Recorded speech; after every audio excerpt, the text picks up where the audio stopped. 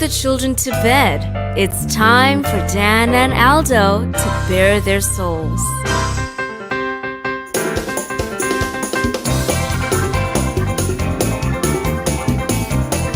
I love the Chicago Bears more than I do masturbating, and that is a lot. Then, with 3 seconds left, Bob Avellini throws a 30-something yard touchdown pass to Greg Latta, and the Bears win, and I literally shit my pants. I swear to God, I literally did.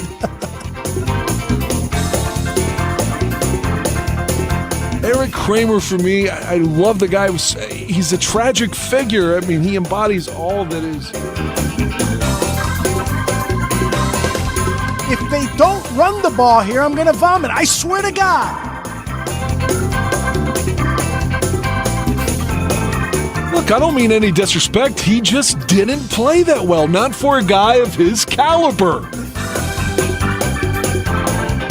You know, they won, but I'm going to be miserable all week because they stunk. I don't really have any recollection of that at all, but I guess perhaps I blacked it all out. So, Dan, tape is the ultimate tool for scouts and for coaches to evaluate players, to detect plays and so forth. And they spend hours looking at tape, right? Why do they so often get shit wrong? I love the efficiency of bourbon.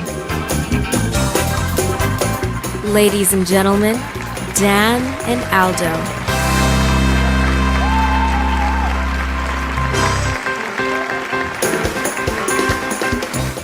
Oh, yeah. Happy New Year, Dan Aguirre!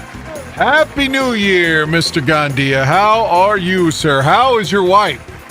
She's feeling much better. We finally had our Christmas presents open and celebrated New Year's with our two daughters and their significant others and my cousin Lauren, and exchanged gifts. So we had a wonderful time last night. How was your Christmas besides working 90 hours a week? I did work 92 hours last week, and so I got up really early Sunday after about 3 hours of sleep, watched the Bears, and stayed up all day.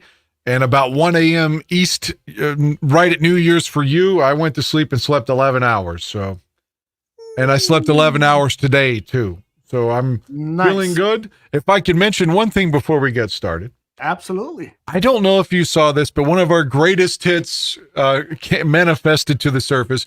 2024, we're trying to put this stuff in the rearview mirror, but Aaron Rodgers has struck again.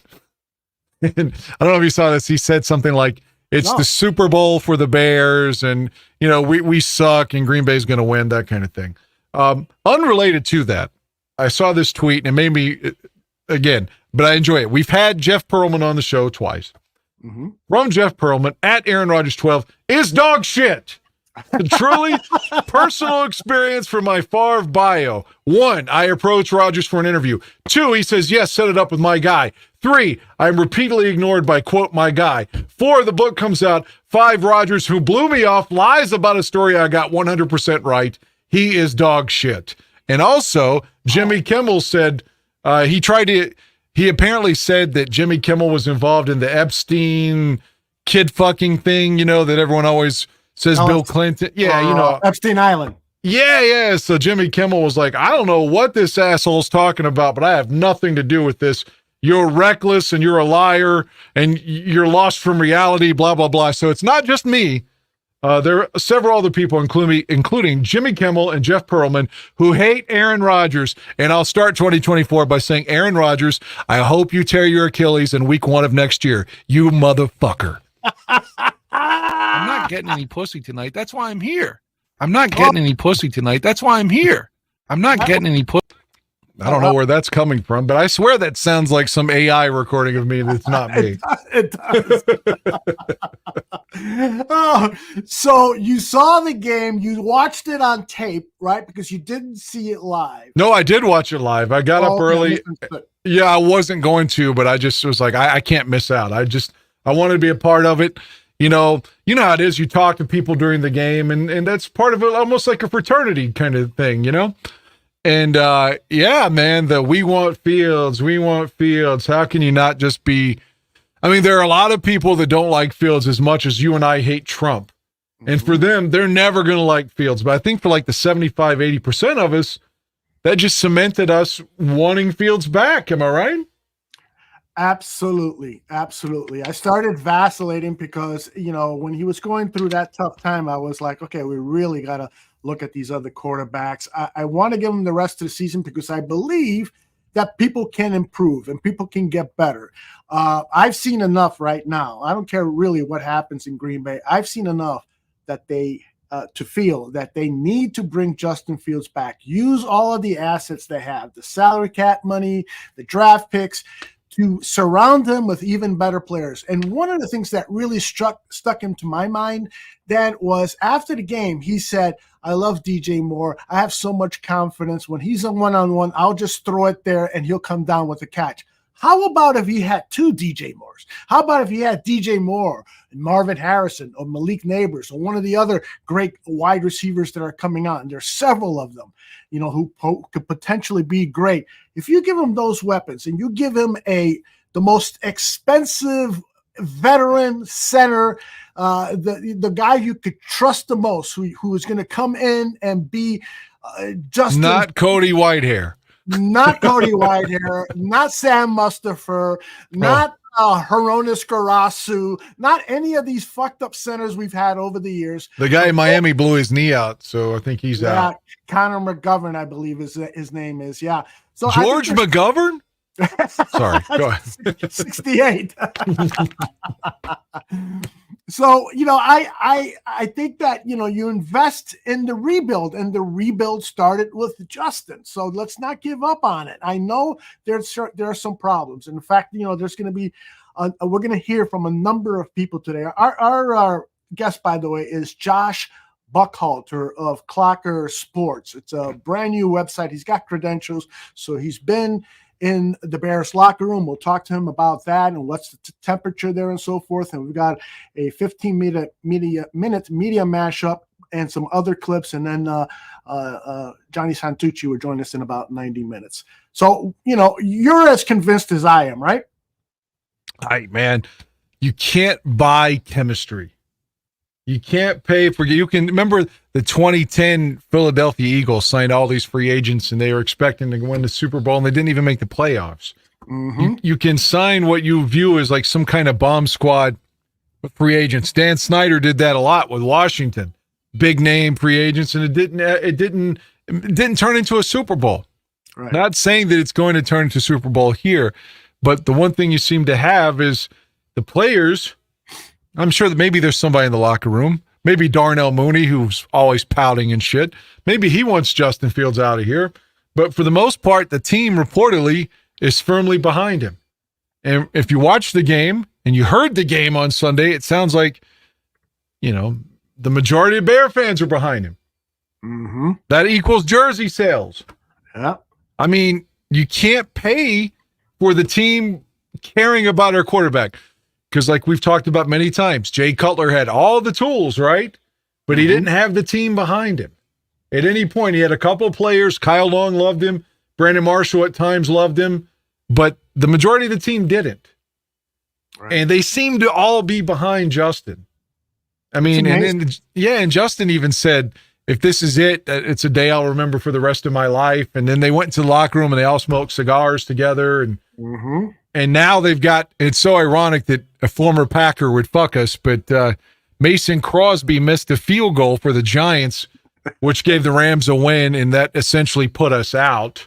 But now we've got what I tried to get Jim McMahon to remember when we interviewed him, and he had no recollection of it because, it was 40 years ago. But in 83, McMahon led a drive to put the Packers out of the playoffs, and they fired Bart Starr as a result of it, and -2-degree temperatures at Soldier Field. So this week we got the chance to go and put Green Bay out up there. David Kaplan will be in attendance. That'll be fun. His first trip to Lambeau. Wow, I'm surprised. You talked about the weather at Lambeau. Let's get a quick weather report from our friend. Wow, look at those shoulders. I didn't write. You're looking at her shoulders, huh? No, I'm not. It's going to be 33 degrees at kickoff. and coldest fucking perfect weather to beat the pack. Thank you to our weather girl for sharing that information with us. People, of course, never really care about what the temperature is when we do this. They are much more interested. What is it most that you like about this weather girl? I'm sorry, what? I like it all. Like it all. Aren't you finished yet? I did finish. How'd you know? Mr. Shorty says she's got a great nose. Well, at first it was just a shot of her up, and I was like, man, her shoulders are really fit, you know, like. And then I saw the rest of her, and I was like, oh, okay, we're not talking shoulders here, are we? But I really want to win the game more than anything, though, because, I mean, they put us out in 2013 and, you know, the last game of the year, and it'd be great to put those assholes out when they're just feeling so good. They've blown out Minnesota. Of course, the Vikings could have helped us, but they started a quarterback no one's ever heard of. And it's just like, fuck, why do they always do that, man? That happened to us in 2012 with them, but that okay. Let's get back to 2023/24. If they're feeling good, they think they've got their quarterback now, even though earlier in the year they weren't behind him, but now they love Jordan Love. So it'd be great to embarrass them and put them out on their home field, because it feels like the Bears right now have a little bit of momentum. Yes. You know, everyone said that the win against Arizona might as well have been a loss, and look what Arizona did to Philly. Mm-hmm. Is that vindication now that the Cardinals aren't as bad as people think since they got Kyler Murray back? Maybe that wasn't a bad victory for the Bears 2 weeks ago when we were supposed to not appreciate that. I mean, look what they did to the Eagles. Look at what they did to the Eagles indeed. That was embarrassing for that Philadelphia organization. And now reports are coming out that some of the veteran players are upset with the coach, and Saragusa, whatever his name is, Sirianni, whatever his name is, could be fired.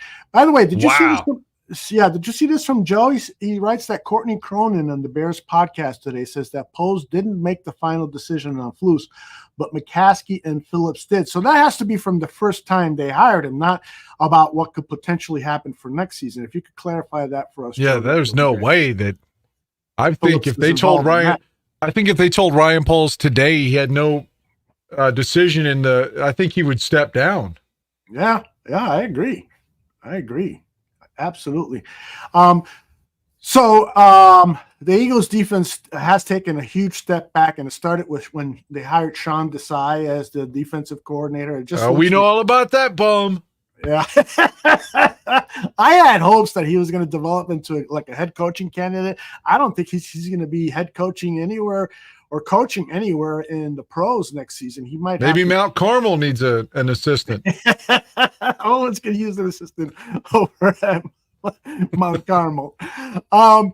The other thing about this game, besides the Justin Fields, obviously it was the lead. He had such a stable game, but the defense. This defense is really effing impressive. And Jalen Johnson leaves the game, and his shoulder was kind of leaning too. You just knew that it might have been a separation or something. Yeah, but the interceptions kept coming. Tyreek had two? I think it was, and then another one from Kyler Gordon and TJ Edwards. And TJ Edwards, and then that thing that Kyler Gordon did when he just took off running and did a fucking Olympic style flip. That was a spider flip. But whatever the fuck that was, it was impressive. I would have broken my neck trying some shit like that. Oh my gosh. I got to believe that the Bears talked to him about that. So, okay, that was nice, but don't do it again. That was quite impressive. Yeah. Retro shared a comment and he says, let's pump the brakes. Bears have played a last place schedule. Fields is a losing quarterback record-wise.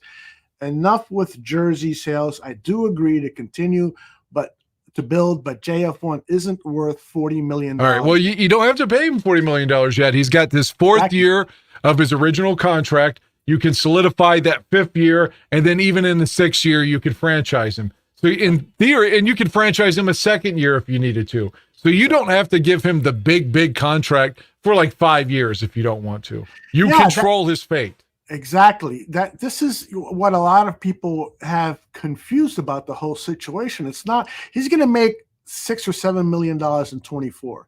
And then by right after the draft or right before the draft, they have to make the decision on the 5th-year option. They can say no or they can say yes. It'll be 22 point something million dollars for his 5th-year option.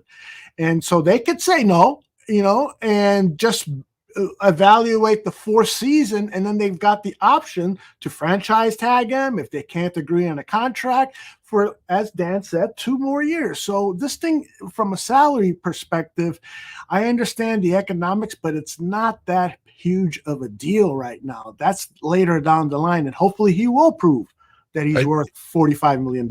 I don't want to put words in Retro's mouth, but it just seems like that's kind of like propaganda that the anti-Fields people that's what they're espousing now, like as justification of quote unquote resetting the quarterback clock. Mm-hmm. And the Caleb Williams guy, to me, has Johnny Manziel written all over him.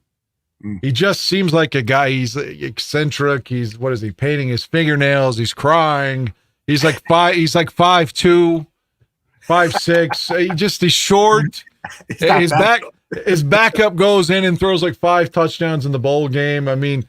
And then the receiver says, now we're a team. Exactly. Clearly, he was talking about Williams. Yeah, we've gone from, like, again, I mentioned how much I like Cutler, but he was a guy that the team didn't rally around for whatever reason. We can throw out the reasons, but why? Well, we have to rehash that. But do you want to get rid of the quarterback that seems to have the confidence and love of his teammates with the guy that's going to be another standoffish, aloof guy that people don't rally around? Yeah, that is the huge problem. You look at his numbers. He had 40-some touchdowns and 5 interceptions 2 seasons ago. He basically had that same touchdown to interception ratio. But that Notre Dame game really exposed him. And since that Notre Dame game, he hasn't looked like the Caleb Williams. And so you can't, even if you look at the past tape when he was playing at his highest level, you can't excuse that performance against Notre Dame and then the subsequent games afterwards. He's going to be as inefficient as Justin Fields was his first year or so. It's gonna take him time to grow, in my opinion. If you want a NFL quarterback who maybe is plug and play, maybe Drake May is the guy as opposed to Caleb Williams. I really believe Caleb is going to take some time.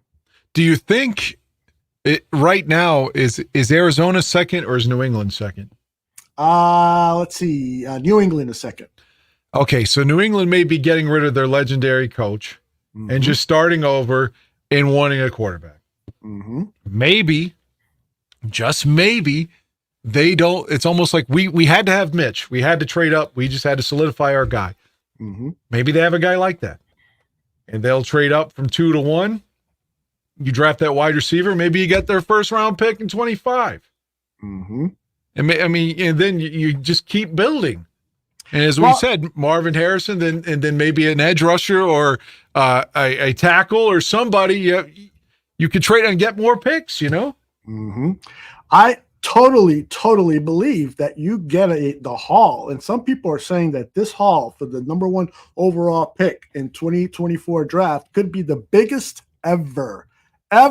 And so we're talking, you have a better memory than me. You recall the Herschel Walker Dallas Cowboys? Oh, of course. And you recall the Ricky Williams trade where the Saints traded the whole draft for Ricky Williams. I mean, were those trades successful for those teams? They were for Dallas in the Herschel trade. Yeah. My gosh. They got like 3 number 1s and a couple of 2s and blah, blah, blah. And so that's the opportunity that you get here. You can load up on this roster, and even a quarterback like Justin Fields, who could be, maybe his ceiling is that he'll be the 15th best quarterback in the league in terms of total yardage and stuff like that. Well, if you're building the number 1 defense and you got Marvin Harrison and DJ Moore and a speedy running back, as someone in the chat said, you're gonna win a lot of fucking football games, maybe even a Super Bowl. One thing, not to toot my own horn here, but I told you last week with Foreman missing that game, I knew he was going to be out of the rotation, and he wasn't even active. Mm-hmm. So he's probably going to be inactive against the Packers and be gone. But at least Herbert averaged 7 yards a carry against Atlanta. And people forget Atlanta's, I kept hearing, had a solid defense. So this wasn't like a fluky win. Like Fields looked great, and Herbert looked great. They could pass, they could run. I mean, the Bears took it to them, man, and won by 20. It's just, I'm not ready to move on. I know there are some people that are, but I think Fields, again, is 24, is going to get better. Like you said, build around him, draft that wide receiver. And I think I heard that Marvin Harrison and DJ Moore knew each other. Yeah, they ran track together, yes. Yeah, so again, we're talking chemistry here. People that know each other. It just seems like that's the way we should go. I guess the first thing we're going to find out is Monday. Inevitably, we're going to find out what the decision is on Eberflus, right? Yeah, there's no doubt in my mind. And if they keep Eberflus, it's impossible for them not to keep Justin Fields. Why would you want to keep Eberflus and have him coach a brand new quarterback and risk then having to fire Eberflus in the second year and do the same thing that you did with Justin Fields? Why would you give a rookie quarterback a lame duck coach? Because that would be the thing. If you're starting over with a rookie quarterback, you can't expect a winning record. At best 8-9 or something like that. So I truly believe that if Eberflus is announced as the head coach for next season, that means Justin Fields is staying. They won't announce it right away because they want to drive trade value. They want to test the market and so forth. But to me, it just doesn't make any sense. But the question is, though, real quick, we will know on Monday. If they don't fire him, again, common sense says that he's maintained his job. What does that mean for Luke Getsy? Yeah, right. Maybe they tell him you've got to revamp the offense to stay, or maybe they say, you know what? Justin looked good Sunday. You put up 37 points. That means Luke Getsy looked good on Sunday. Right.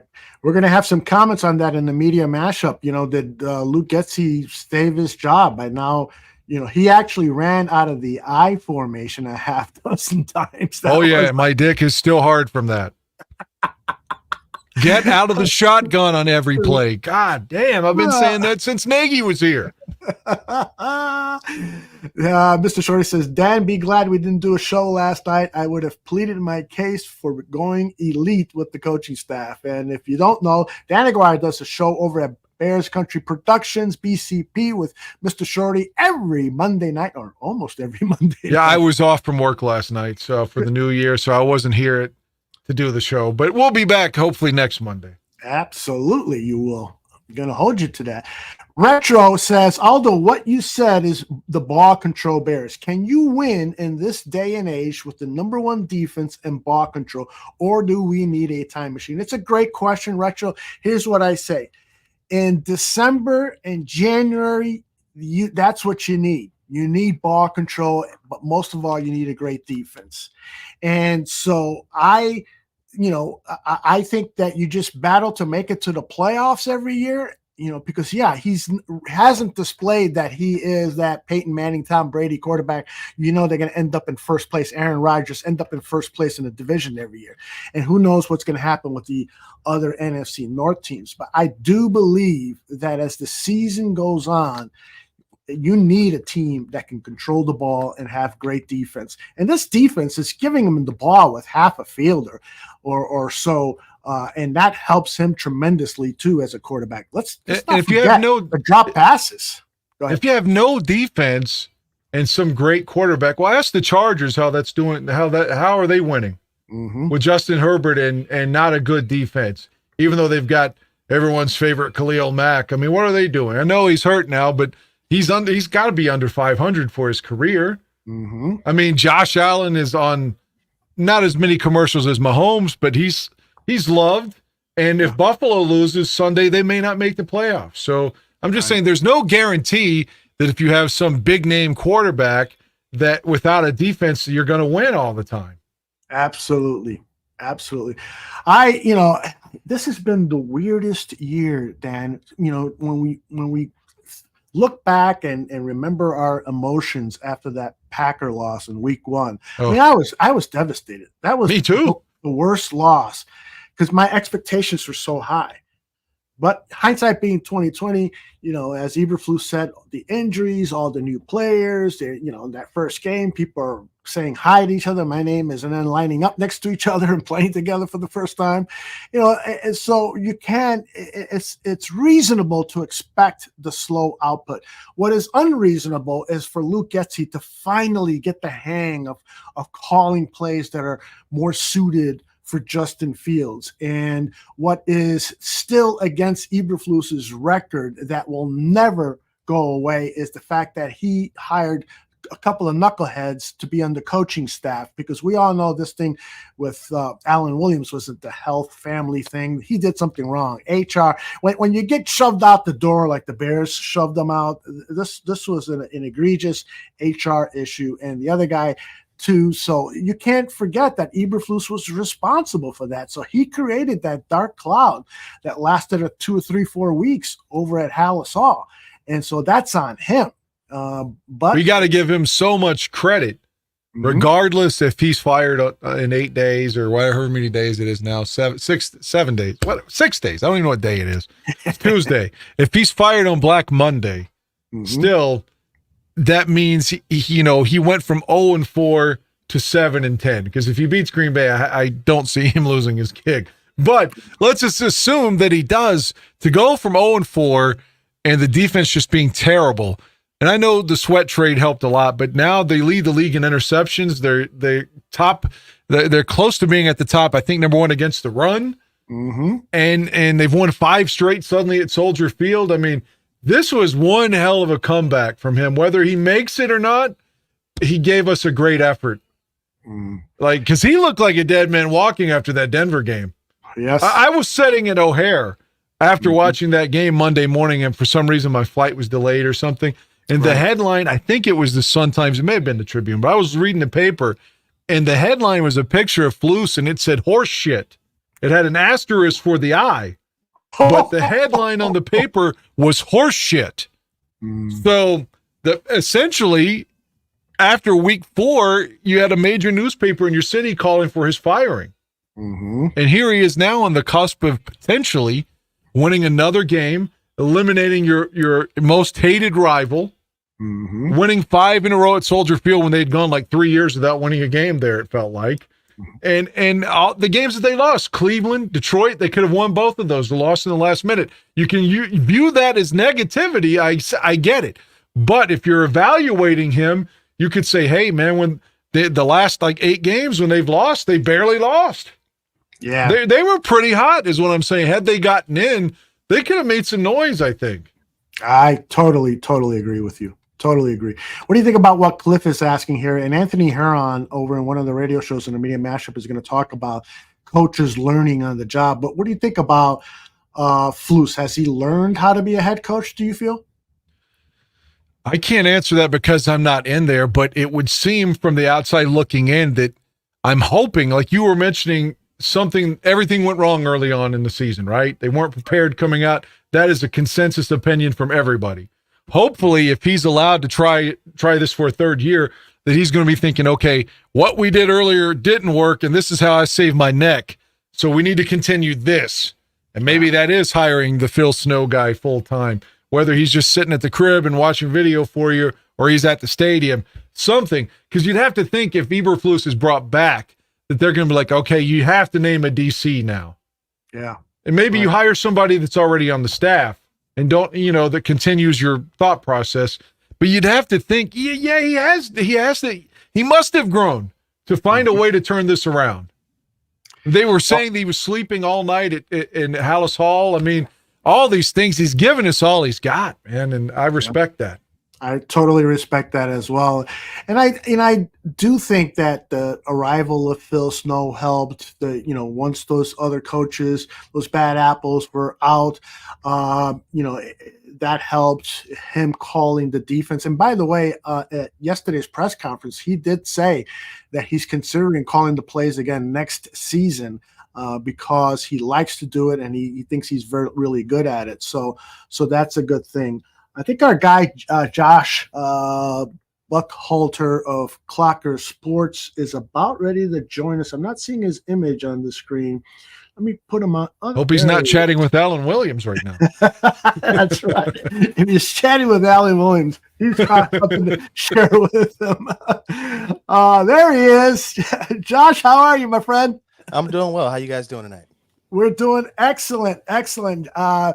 Josh Buckhalter of Clocker Sports. Now, do you own Clocker Sports? I do. Excellent. Congratulations. I saw that you got your media credentials. You've been posting some of your interviews up on social media. So before we start talking about football, how did this all come about? When did you create Clocker Sports, and how did you get your credentials and so forth? What can you share with us? Honestly, it started off as my my personal blog to just, as a school project. You had to do some writing. And so that's where I was putting all my work. And then after school ended, I still needed a place to put my work. And I wanted to be able to use that for jobs and things like that. And I decided I didn't want to have the whole nasty long URL that they usually give you when you work the free site. So I paid. And then I'm like, well, I'm paying for it. I need to try to make it work. And I've been writing for years now. And I decided to press those connections and got through. And hopefully we keep going strong, man. This was a great first year. Got a ton of support from Bears fans. And honestly, I was overwhelmed by it when it took off, really. And so, like I said, hoping to be back next year and do some more. Yeah, well, you do good work, and congratulations on that. Dan, who is in West Virginia now, and his camera never works for the show, so you get to see that beautiful picture of him. He and I have a bunch of questions to you. I'd like to start first. We've been talking a lot about the atmosphere among the players in the locker room. I don't know when you first got into the locker room, but tell us when and what kind of a change, if you've noticed any change in the confidence level of the team and how they talk about their quarterback, Justin Fields. So I was in the locker room last season, most of last season. I want to say towards the tail end for sure. And then all of this season. And I have not seen confidence waver. And I think I've tried to put that consistently in my post-practice reports that, their confidence, even when they were at their lowest, was just like, we'll get there. Like, we're going to get there. We'll keep chopping wood. You hear a lot of the same, and I know it's rhetoric, it's coach speaking this and the third, but it's coach speak. And I think that kind of speaks a lot to just how much they were remaining on course, even though things just didn't seem that way. Mm-hmm. Now, who in that locker room exudes the most confidence? Who, when you say, man, I want to talk to somebody who's going to lift the spirits of a Bears fan. I don't know if you think that way, but who do you go to? Who's your go-to interview? Justin Jones is really good. He's always good and tells you what he's thinking. And he's very, very much for the organization. He's very, very much for what it means to go out there and have that C on his helmet. Jalen Johnson's always giving you the truth. I've honestly haven't had anybody that's been bad. So I can't say that to anybody who's like, who I'm seeking out in particular. But those two definitely step out as guys who, if you want that raw emotional kind of take, and not even just, emotional, but just that raw take. They're not going to filter it for you. They're going to tell you what they're thinking. I think I really appreciate from that. And Eddie, the veterans, really the veterans. Eddie Jackson is that way. Yeah. I'm trying to think who else is that way. DeMarcus Walker's that way. A lot of guys, really. Yeah, they do have it. There is a lot of great character in this team. That's one of the things Ryan Poles talked about when he was starting to assemble the team, and he's really succeeded in that.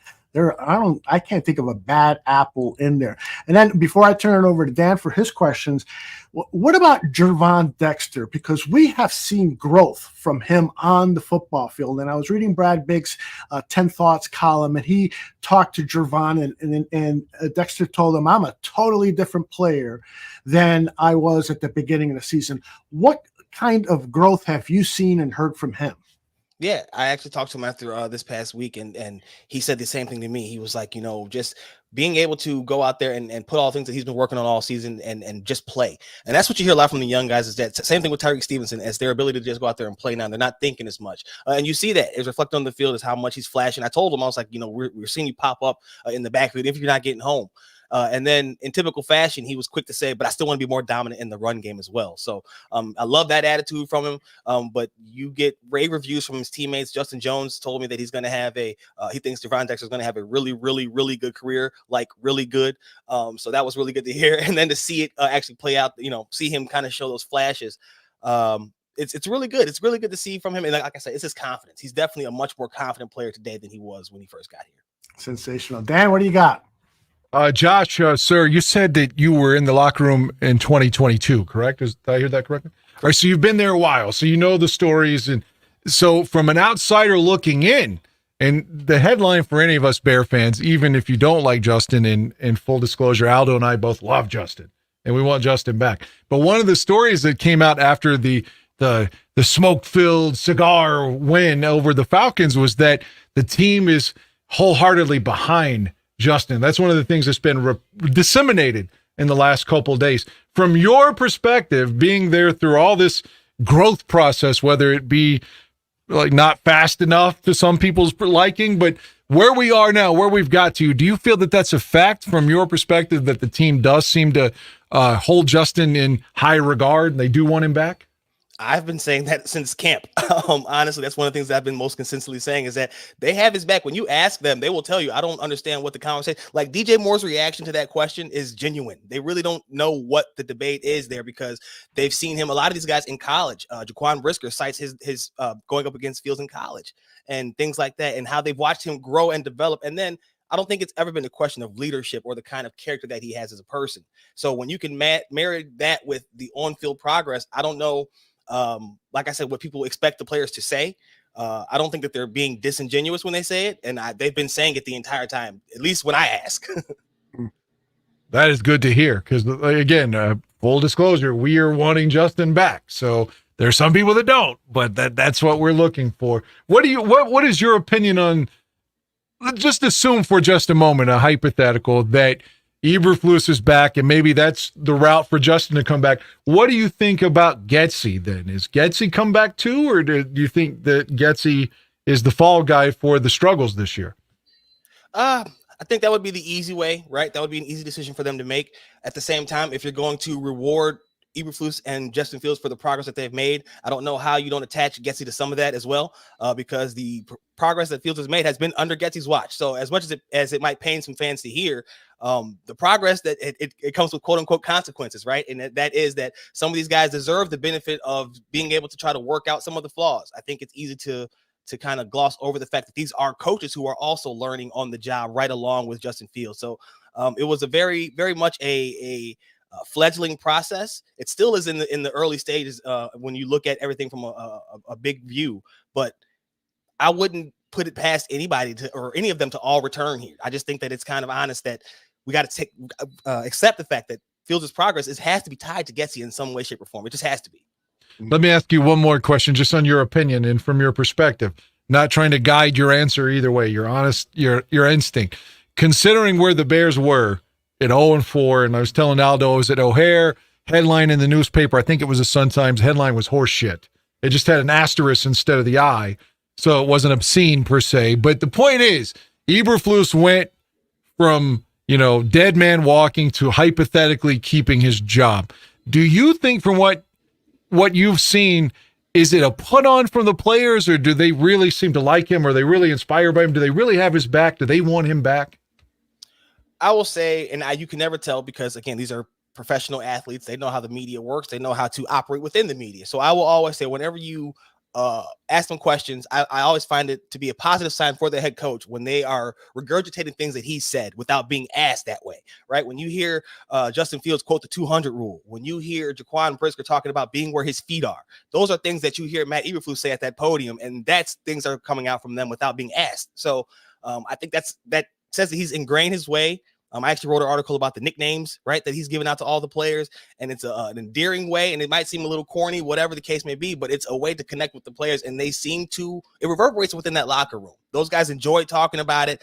They enjoy what's going on with the defense, and when you see how they've stayed together, again, I don't know how players could not respect the ability of a head coach to keep that locker room together through all that they went through earlier on in the season. Aldo? Josh, I think that's a great point. I look at Matt Eberflus. I mean, my preference is to have a more dynamic speaker and leader, being the head coach of a football team. And when Eberflus was first introduced at the press conference, and he's talking about hits and acronyms and this and everything that you read in the coaching books that I read when I was in fourth grade at the Chicago Public Library, he was, saying these things.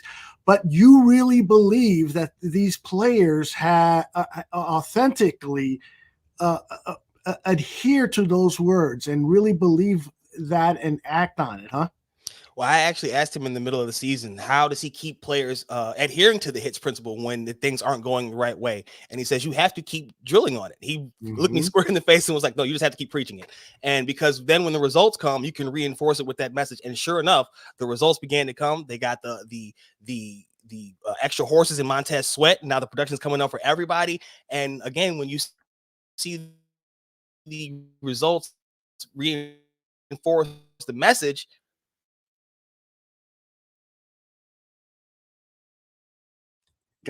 we got Josh frozen here. That's a great shot of Josh. Josh, you might need to log back out and come back in. I'm not sure you can hear us or see us. So what I'm going to do is take you off the screen, and then if you can join us back, that would be great, because we've got more questions for you. So let me kick him, and then hopefully he can join us. But tell you what, the Josh Buckhalter story is a good one too. Love to see young talent being allowed to talk to the players, interview coaches, attend press conference, and so forth. It does appear that finally the Chicago Bears organization is embracing new media.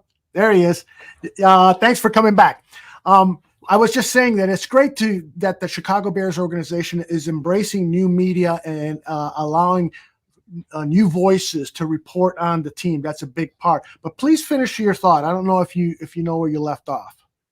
I believe I was talking about it's a positive for the entire locker room. No, I was done. Yeah, I wrapped that up. They've kind of bought. I feel like I said, it can all be media trained answers, but it's been stuff that's come back from the head coach's mouth that we've heard him say, and they have not been asked, what is a head coach? It's their thoughts on it, and they'll say, again, 200 rule, feet, be where my feet are, and things of that nature. And that can only be viewed as positive. All right, we got some questions now about the team itself and your thoughts on the team. Dan is of the opinion that D'Onta Foreman, correct me if I'm wrong, Dan, D'Onta Foreman should be the number one back. Dan has an affinity for power backs that, the guys, Larry Zonka back in the day and all these, John Riggins, he showed me some tape of that, Dan, of John Riggins recently, I think. And so what is your feeling on the running back situation with the Chicago Bears right now? Foreman is going to be a free agent. Khalil Herbert is under one more year in his contract. Of course, we know that Rashawn Johnson is still under his rookie deal. Is finishing up his rookie season. What are your thoughts about the Bears' current running back situation and what it could look like in 2024? I think they're in a very good situation. I think the fact that you can have this kind of a debate about it shows exactly how strong that room is. And they've proven that they know how to run the ball when they commit to it. No matter who's back there, to be honest with you, because we've seen Herbert go back for back-to-back 100-yard games. He hadn't done that since last season. So I agree that the usage of Foreman has been kind of odd, because he's proven that he can be a capable runner when you give him the carries, but he does seem to be a guy that kind of needs the carry. So I think what I would, not having any intel on this, it just seems as though they prefer the big playability of a Herbert and then the versatility of a Rashawn Johnson. And then you get the special teams of Travis Homer, right? And you don't get that from Foreman. So it's a numbers game more than anything. I don't think it reflects on what they think of Foreman. I know that can be taken that way, and it can't be easy for him knowing that he's produced as he has when given the opportunity, but he's not constantly or consistently given that opportunity. He's handled it well. Again, though, I just can't I default to this is a good problem for the team to have, because you really can't go wrong if you give any one of those three guys, the top three guys, the ball enough times, you're going to make some hay. There you go. Now, what about the wide receiver situation? DJ Moore trading the number one draft pick. I think that was genius, and DJ Moore is really paying huge dividends. But what next? What do you think happened to Darnell Mooney, and what do you think will happen with Darnell Mooney? And if he's not with the Bears in 2024, what would you like to see happen with Darnell? That X receiver slot? Do you feel like the Bears should invest a high draft pick or what? So to answer what happened with Darnell Mooney, I actually will point you to Robert Tonyan. And in my conversation with him, he said that we expect there to be some growing pains within this offense. And then you had Luke Getsy talking about how the targets are funneled he didn't say funneled, but they are essentially funneled to DJ Moore and Cole Kmet. Well, in an offense that's still in its early stages with two, star level players, the way they're performing this season, I could see how Darnell Mooney could get, kind of lost in the wayside there. We know what he can do when he's right. He's said all season he's fully healthy, can run all the routes.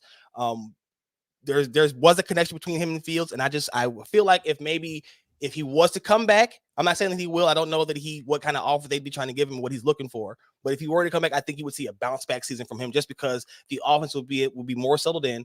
Fields will be able to spread the ball around because he'll be able to react quicker. I think that's one of the other things that it's a complex offense. Like, a lot of players have told me that it's not necessarily that it's different because football is universal, but a lot of the terminology and things and the checks and things of that nature will kind of get players discombobulated when they first get here. So if you recall, we saw the receivers struggle last year, halfway through the year. They still didn't know all the plays down pat.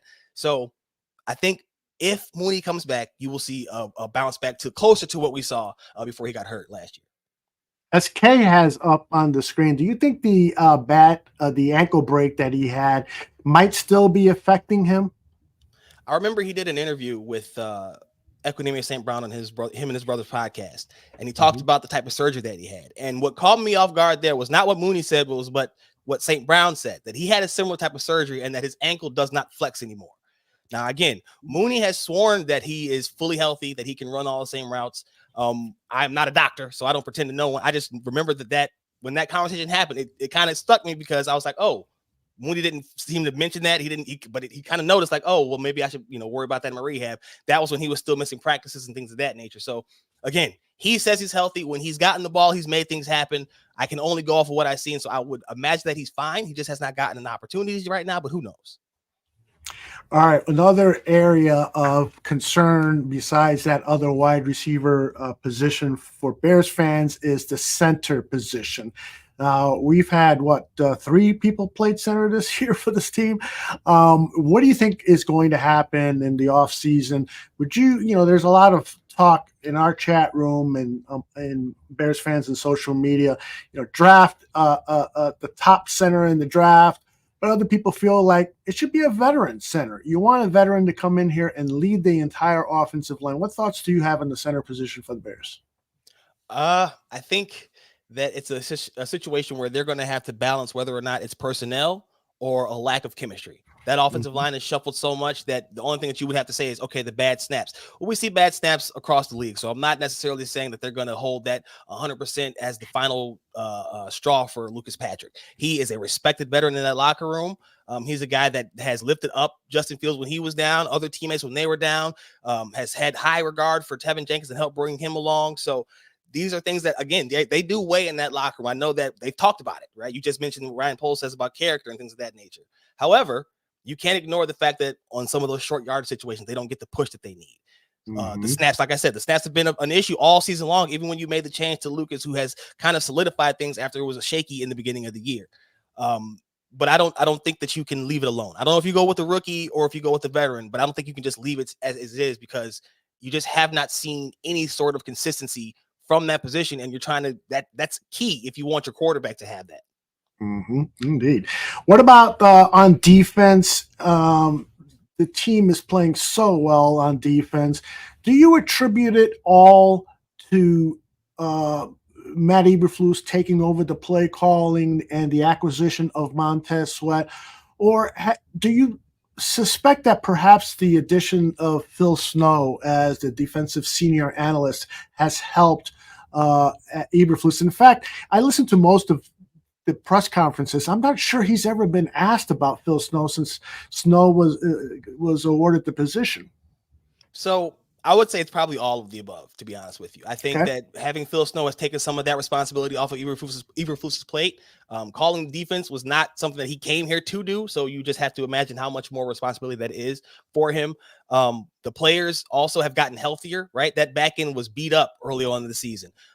They were missing a guy like Montez Sweat. And again, you were missing your linebackers as well. So all 3 levels of the defense were kind of impacted by injuries early on. You did lose your defensive coordinator. So that was a transition. I remember DeMarcus Walker saying, I believe it was DeMarcus Walker saying that it wasn't necessarily that Eberflus called the defense differently. It's just a different voice. And they were still getting adjusted to that. So again, it's D or it's D or E, whichever option we left off on. It's all of the above because they really have just come together. And I think, again, another positive sign for this locker room. Yeah. Jalen Johnson, he probably could have been signed at a much cheaper deal about 6-8 weeks ago. Now he might be demanding the most money for any cornerback in the NFL. And frankly, I wouldn't be upset if that was his demand. I personally would not pay for that if I was the GM, but you know,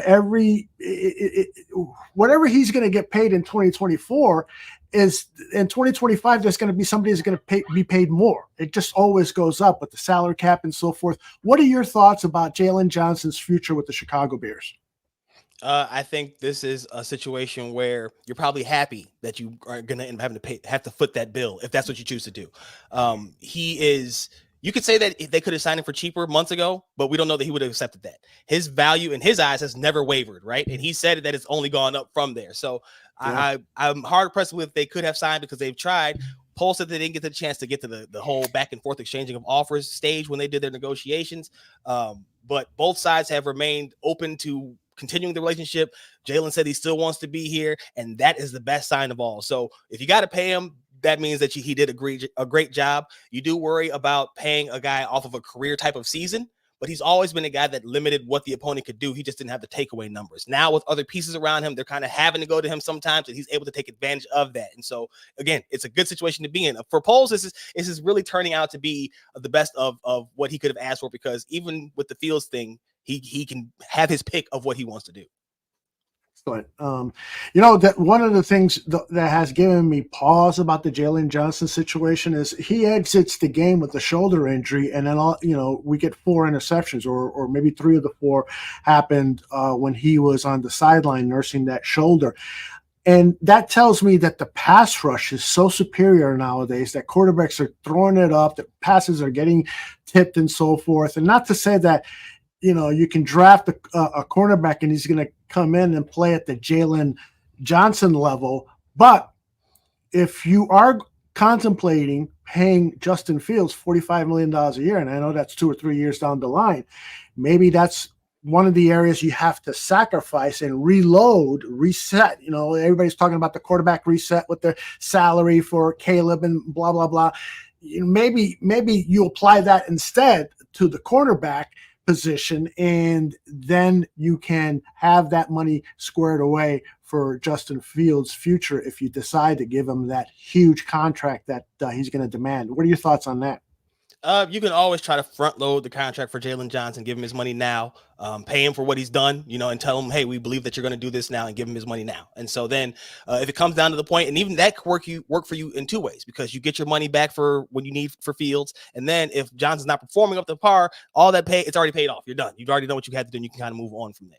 So I wouldn't worry too much about, you know, having to match up those 2 timelines. I would just worry about, you know, now he can go to free agency. You don't want to apply the franchise tag, because when you start using the other mechanisms to keep a player around, relationships can sour. And that's what you really want to avoid, because they've done a really good job of having a group of guys that stick together. And so that, if anything, is the finest line that Post has to walk. It's just not agitating somebody who, again, is a leader and a voice in that locker room. And to the point about drafting cornerbacks who can come in and play at Jalen Johnson's level, we've heard Tyreek Stevenson and Terrell Smith both talk about how they're finally clicking and it's finally getting there now, which is a testament to what Poles has done, what Eberflus has done on the field, but also those guys talk about what Jalen Johnson's helped them do. Tyreek Stevenson noted watching Jalen Johnson's film to help him get to where he is today. So these are things that, again, when you're building a team, it can't just be X's or dollars and cents. It's got to be some of the Jimmies and Joes that are in there too, because that matters. Do you think if Jalen got the transition tag or the franchise tag that he would hold out? I don't know. It's a lot of money, right? You still want to go out there and you still have a job to do. You can't get it if you don't play, right? So you kind of are in a situation where I think he would go out there and play. It might be begrudgingly, but I think he would go out there and do his job and lock down, because he's a professional. He said that before. Like, I'm not here to rock the boat per se. He's there to go and do his job. And so that's what I would expect. These young DBs have also given credit to Eddie Jackson. You know, Eddie gets a lot of heat, and many times rightfully so, because he's not the best tackling safety out there. But a lot of people, it goes unnoticed that he is the quarterback of that defensive backfield. What do you think about Eddie Jackson's future with the team? Do you think that he is back in 2024? I think that's the last year of his contract, but there is a salary cap savings if you release him. I think post June 1st is when it would, really offer the team more money. What are your thoughts? I think Eddie Jackson and Cody Whitehair are the two guys that you're going to have to watch this offseason. Two of the veterans who have been here the longest, who could be elsewhere next season because of what you just talked about. The Bears don't need the savings, but they could choose to move on at any time, because it's always better to do it too soon rather than too late. It's easier with Whitehair because you've already moved him to the bench for the most part, right, until the injury started striking. Jackson's still a vital part of that defense. So as you said, he's quarterbacking those guys, helping the young guys along. He's also a spiritual leader in the locker room. I got a story coming out soon in the offseason about how religions kind of help bring the guys together. So that'll be something to keep an eye out for. But cool. It's definitely not as easy, again, as what his production. And his production hasn't been maybe as bad as we want it to be. It's not 2018 Bojack, right? All pro status. But Eddie, I think, has been better before the injury last season, and then he's been better as kind of the season's kind of worn on this year. He's kind of had more horses around to protect him. He doesn't have to be exposed like that. McFact wanted me to ask you, what do you think about Getsy perhaps getting an offensive consultant, a senior offensive consultant like Snow is for the defense? Do you think it would help Luke Getsy if you brought in somebody like a Jim Caldwell or a veteran offensive coordinator to help scout teams for Luke Getsy? It could. I also think, though, that if you're at that point, you might be like dangerously close to just replacing him anyway, because that's what he was brought here for. So if that's not how he was operating before, I think bringing that up to him, unless it's his idea, is something that's very treacherous territory. And it's like if I don't believe that there would have been a Phil Snow without the Alan Williams departure, right? You wouldn't have seen. It's a similar situation what you see in Atlanta, where there's talk of Arthur Smith giving up play calling duties. That's why he was hired, So it's kind of a catch-22. Like, it might help him, but then you might as well just move on if you think that he needs to have that kind of help anyway. Yeah, I do think that it is a great idea to have somebody on the staff. I know coaching staffs are growing and growing and growing. I hear some of the old timers like Edo Pradovich and Dan Hampton, complaining about that, saying they got more coaches on. Dan, you do the best Edo Pradovich impersonation ever. It's impromptu, though. I don't know if I can do it just like, oh, do it. But he's always like, idiots. And they hate Eddie Jackson. They're like, it's criminal. Put his ass on the bench. Eddie's always been more of the playmaker than the cover guy. Like, he hasn't been with the confines of the defense guy. He's been the let me capitalize on your mistake guy. And so that gets harder as you get older. You don't move the same, so it's tough, man. But Eddie's a solid guy still, a solid veteran. Like I said, he speaks to the media whenever asked. That's why he won the Jeff Dickerson Good Guy Award. And he really, I guess, encapsulate what it is to be a Bear. He spoke about that during his speech. So yeah, it's tough. I hear a lot of the Eddie talk, and he just laughs at it a lot of the time. Can I ask you a question, though? I know I don't want to interrupt the flow here, but no, we're fine. Well, he referenced Alan Williams, and we kind of not made a point of it. Just saying you're talking about him, and you moved on, and we're talking about Flus. But I presume you were there when all this was going on, like the FBI and Alan Williams' computer and all. Can you tell us the kind of like mayhem that was going on for your job? Like, from us looking in, again, it's just like, you're like, what the hell is happening? How are these stories manifesting if there's no validity to them? Can you take us behind the curtain? What was it like being there when all this was happening in real time? So it was like any other day. I hate to be so anticlimactic, but I pulled up to the guard gate, and I'm like, what's the deal? And he's like, dude, I don't know what's happening. Nothing was happening here. And he had been there the whole day. I pull in, and people are as confused as everybody else. Like, what do you mean there's FBI? What are the raids? So as people are probing and trying to find out questions, you start to realize that a lot of the sources are people who aren't in the building, aren't around the building, haven't been around the building in a long time. And so when those people's sources aren't matching up with the people's sources, and that's not me. I'm not claiming to be an insider in any sort of way, shape, or form. People who are in that building and are those type of sources or have those type of sources aren't saying the same things. And so when I started seeing that, I was like, oh, this is just the internet being the internet. So you got Twittered, man. I don't know what else to tell you. So Josh, when you showed up, were there law enforcement vehicles there or nothing? It was just like any other day, just like you said. That is weird. I started getting, texts from people, who have some sources and so forth saying something weird is happening over at Halas Hall. Not getting all the information and stuff, but whatever it is, please go ahead.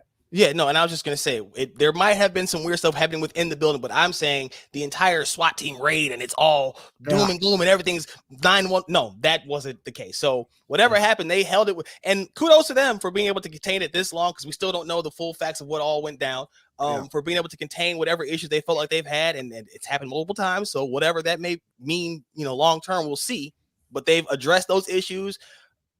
They feel adequately, and they have done their best to put it behind them. And again, it has not impacted what they've done on the field. I got another one for you then, just because we kind of don't know like the story. Maybe you don't know it either, but it felt like Chase Claypool, was asked, I'm just a paraphrase, was like, do you think that the Bears offense is using you to the best of your capabilities? And he answered honestly, was like, no. And then it was like, okay, bro, you're gone. I mean, I was like, God, there has to be more to it, right? Why would you get rid of this guy? You gave a 2nd-round pick for him. He looks like a Greek god when he's standing there. He's in shape. I know the Bears didn't win a single game when he was here. He only caught 1 touchdown. You can point to all these things as saying that he was a bust, a terrible trade, but what happened? Like, why was he let go from? I mean, like, it just felt like there must have been something that we don't know. It couldn't have just been saying, oh, I don't think that they're utilizing me correctly, because he's right. He only caught 1 touchdown here. Like, he's better than that, right?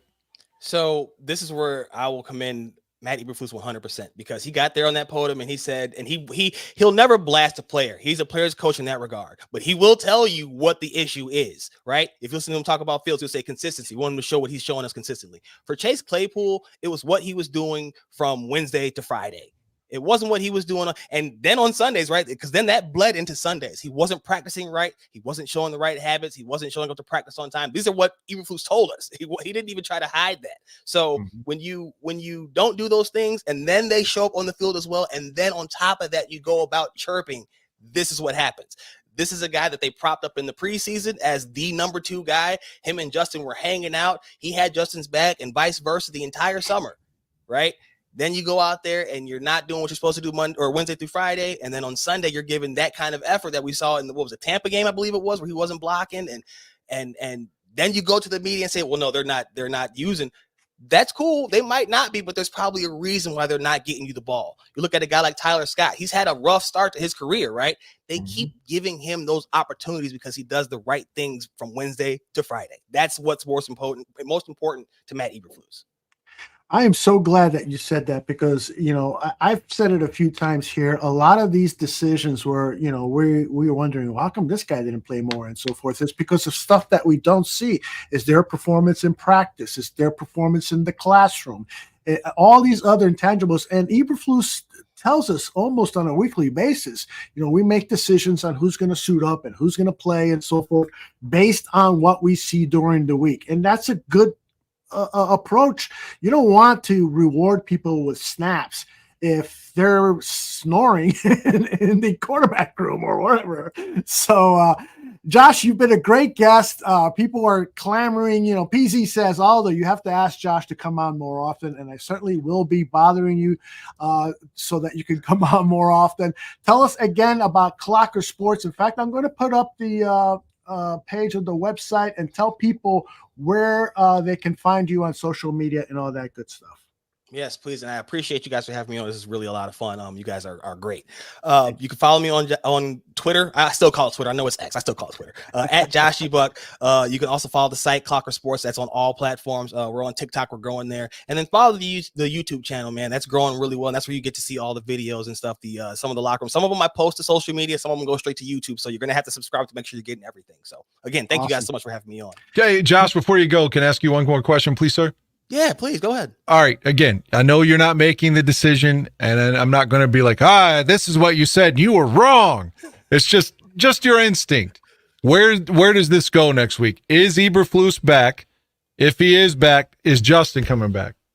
What do you think is going to happen? So I'm it's not even a secret. I think if you listen to what my answers have been, it's kind of trending towards people coming back because they've shown too many positive signs down the stretch here when they needed to the most, right? The pressure had been building. Now I would say that they probably helped, but overhyped them coming into the season, but they have definitely shown the steps that you want to see as the year goes on. So I would have to say that, and if I had to put money down right now, Eberflus will be back, and I would look at the moves that they've made. This does not seem like a roster that's built to take a step back, which is what it is with a rookie quarterback. Just doesn't seem like that to me in my estimation. I hope you're right. Got another question real quick. Were you in the locker room after Sunday's victory over the Falcons, and did it smell like cigar smoke? Oh, it was heavy. It was heavy, man. We all noticed it when we walked in. It was like, oh, y'all were celebrating. I love it. All right, brother. We'll be in touch, man. Really appreciate your time and your wisdom, and you're a great guest. Really appreciate it. Sure thing. Anytime, guys. Have a great night. You too. Man. Thank you. That is Josh Buckhalter over at clockersports.com. Great guest. I'm so happy I found him. I really hope that he's correct. I mean, I know there's a lot of people that aren't, but I mean, how would you feel right now? Like if I told you, all jokes aside, I see into the future, Aldo. I can tell you right now that was Justin's last start at Soldier Field. Doesn't that make you feel? I don't want to put an answer in your mouth. Does that make you feel down, depressed, or unhappy? Yeah, I the week before the game, I put up, because there was this great shot of Justin shaking hands and meeting with the fans after the win against the Cardinals. And I said next week could be a sad day. It could be Justin Fields' last game at Soldier Field. And people, ridiculed me. It's not going to happen, or what are you, a baby or something, whatever. And this week, though, I didn't allow that to seep into my mind. But when I saw that press conference and how he talked about, that was the greatest game. I'll never forget this game, the snow coming down. And I don't like snow, but the snow coming down and the victory and how we won and the fans chanting for my name. I really got emotional about that because I do feel like this is part of the rebuild. We've been patient. Can't we be a little bit more patient and give him 2024? It's not like we're going to lose $50 million. Now, but I'm not really hearing this from a lot of people lately. If you really feel like Caleb Williams is a generational talent, that is starting to simmer down because of his performance against Notre Dame and other teams. And there's a lot. This is where the questioning starts. This is when the scouts are going over to USC and talking to the clubhouse attendant, talking to teammates, talking to training coaches, talking to administrators, school administrators, and so forth. Like Greg Gabriel says, this is where you start to get all this information. You start to learn about the guy, whether he's a good teammate, whether the players really play for him and stuff. And I got a gut feeling that the reports are not going to be favorable about Caleb Williams. And where you already got a leader on the team and guy who has gone through the hard knocks of being a rookie, yeah, this is to me is a no-brainer. You got to give him another shot. And again, I know that our opinion of Justin Fields isn't like superior to what they think in the front office, but it's worth pointing out in our lifetime, how many quarterbacks can you think of in your duration as a Bears fan that routinely would get cheers, or the majority of the fan base was behind? Maybe Jim McMahon. That's it. Maybe Harbaugh sometimes. Maybe a little Mike Tomczak, because Tomczak, was a scrappy fucking guy too, Yes.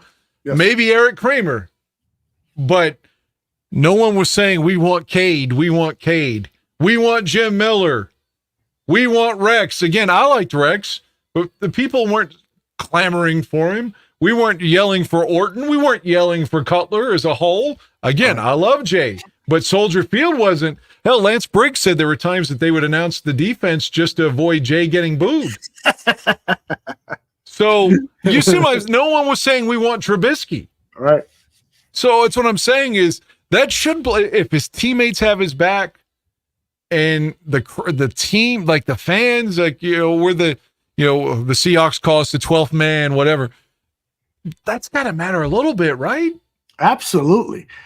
Absolutely. And in fact, when you mentioned Mitchell Trubisky's name, it reminds me that he was booed when he was drafted. He came to Chicago. He went to a Bulls game. Exactly. They booed the shit out of him. I was not happy about the pick and the fact that we had to trade up to get him. I mean, what a dunderhead move by Ryan Pace, but that was really a rude welcome to Chicago. But you're right. I mean, the amount of love bestowed on Fields this past Sunday reminded me of Jim McMahon. That era where fans were chanting for Jim, and there was this myth growing. Now, the amazing thing about Jim is I think the most touchdown passes he had in 1 year was 15.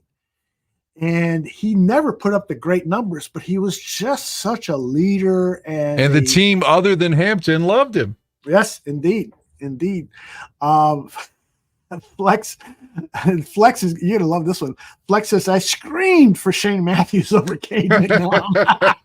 I love it. I screamed for Shane over Jim Miller as well. Yeah, exactly. Cordell Stewart, did you scream for him, Dan? No. I thought Cordell had some skill, but he didn't exactly perform. It was inevitable that 2003 was just going to be his only year with us. Yeah, I was excited when he joined the team, but that excitement didn't last. Yeah, I really wanted that. Cordell was their second choice because Jim Miller. We gotta give him credit. He's not the most talented guy. He had a 400-yard game against Minnesota. He did well in 2001. I don't want to take anything away from him. 2002, he showed a lot of heart on a bad team, but he got hurt, and it was clear he wasn't going to be back.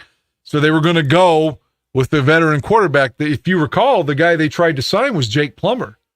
And if Jake had gotten here, I think Jake was really talented at the time and could have helped us a lot, but he chose Denver. So we signed Cordell and drafted Rex.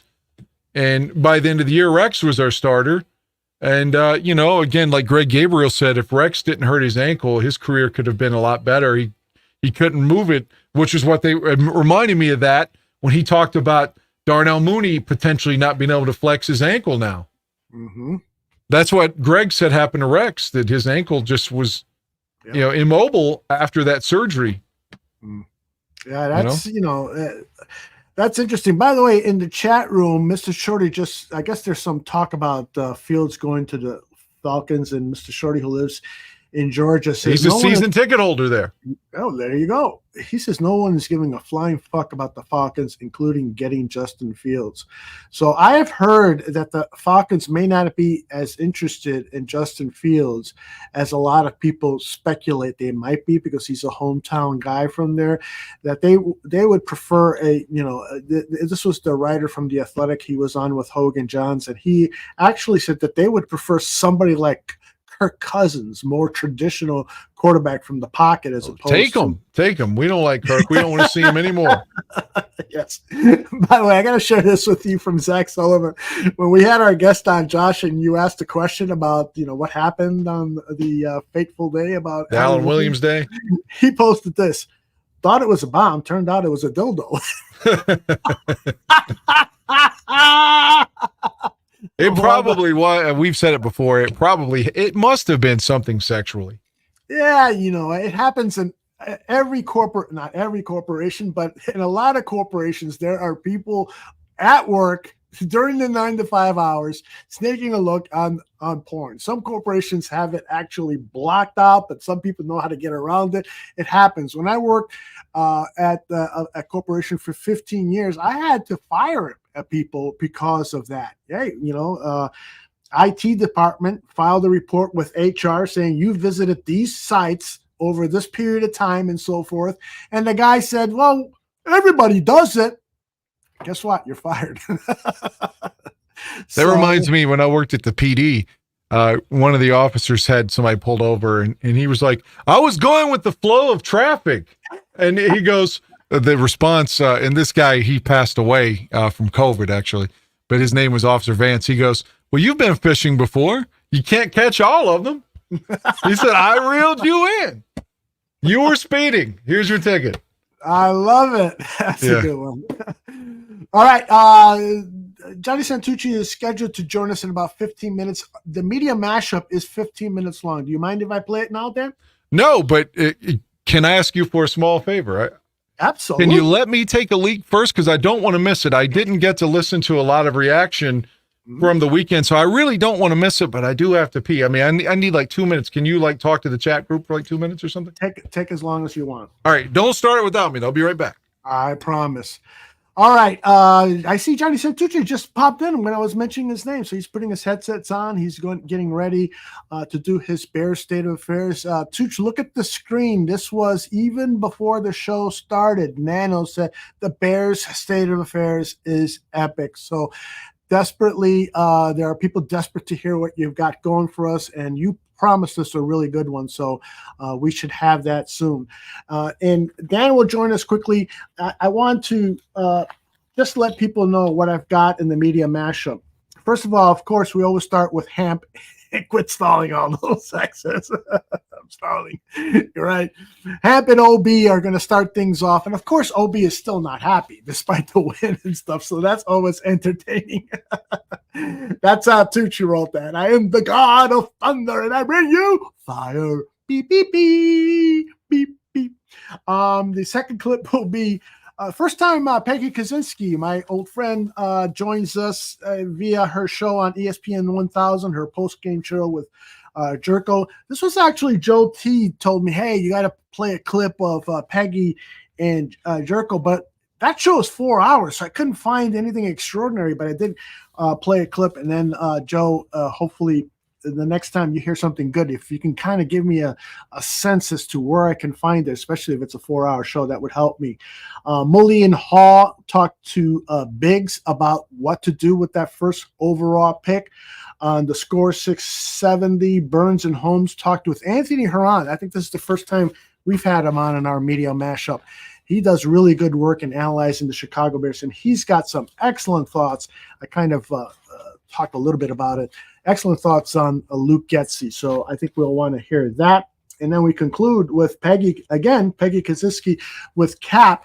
And Cap shares a really interesting story about what Ryan Poles told him when the Kansas City Chiefs drafted Patrick Mahomes and the process they went to interview and assess, I should say, Trubisky, Deshaun Watson, Patrick Mahomes, and Deshaun Kaiser. Those are the top 4 quarterbacks coming out in the draft. And so Ryan Poles revealed to Cap the process. I think you're really going to like that. What else do we got here? How was that Rose Bowl last night? Hey, Tooch, can you pop in? All right. There he is. What's happening, fellas? Johnny Santucci. And I'm back as well. All right. Say hi to John Santucci, Dan. What's up, Tooch? How you feeling? Hi, Danny. Doing a lot better, man. Good to hear. I hate cold and flu season. Oh, man. I thought you had crabs. Fired up again. Before I roll the media mashup, Tooch, those 2 bowl games last night, I know Dan didn't see them. Yeah. But, did you see any of them? And quick thoughts you want to share with us before we get to the media mashup and then Bear State of Affairs? Yeah, I mean, Jim Harbaugh finally getting the big win. And, J.J. McCarthy played a really good game, man. He made passes when he had to. Alabama's quarterback, couldn't seem to make the big play, and some strange play calling at the end there. Oh my God! Yeah, on the goal line, a lot of like Luke Getsy. And then Washington, I loved Washington that game. I thought they had a chance to win that game outright. Marcus Penix just, man, he threw in laser bolts all over the field, man. I really like that kid, but I mean, when he was at Indiana, 4 season-ending injuries, but. He's an older guy too. I think he'll be 25 when he enters. I don't know how old he'll be, but he's old. But yeah, I mean, health wise, he'll he'll make, if he stays healthy, he'll make some team pretty happy. I bet. Guy can really sling it. He really can, man. Yeah. And Penix was somebody that a lot of people were saying is a second round talent. The way he played last night, man, he's got first rounder written all over him. I can't see a team, in that 20 area that needs a quarterback would bypass Michael Penix and try to get him up in the second round. That's ridiculous. All right, let's go to our media mashup, and then Tooch, Dan, and I will talk about these clips, and then after that, we'll do Bears State of Affairs. Stand by, everybody. Here we go.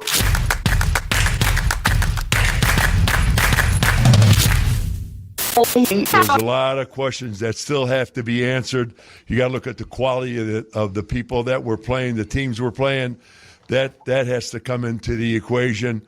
And, you love to see them do it against the teams that lead and whatever have you. But things are what they are, and they took care of business, and that was a good thing here today. Now we got one more game left. We got to go to Green Bay, and if they can keep that going, we'll see what happens. For the first time all year, we were heads and shoulders better than the opposition. How about throwing a football down the field for one? Well, not only that, but okay. But again, the old Chinese proverb, you don't need a hatchet to remove a fly from a friend's forehead. We did what we set out to do, and that is to not only win the game, but dominate it. And the time of possession and the yards, that the offense was able to generate, maybe. And again, your point about the opposition, this was a bad team. We saw a bad one last week. This one may have been worse. All that being said, Andy, This was a game that a lot of people really were thinking this was a game that Falcons would come in and not only win, but dominate the Bears. And it was completely opposite. So kudos not only to the players, but the coaches, both sides of the ball. And, at some point, that's what you do when you are a better football team. And we haven't seen that all year.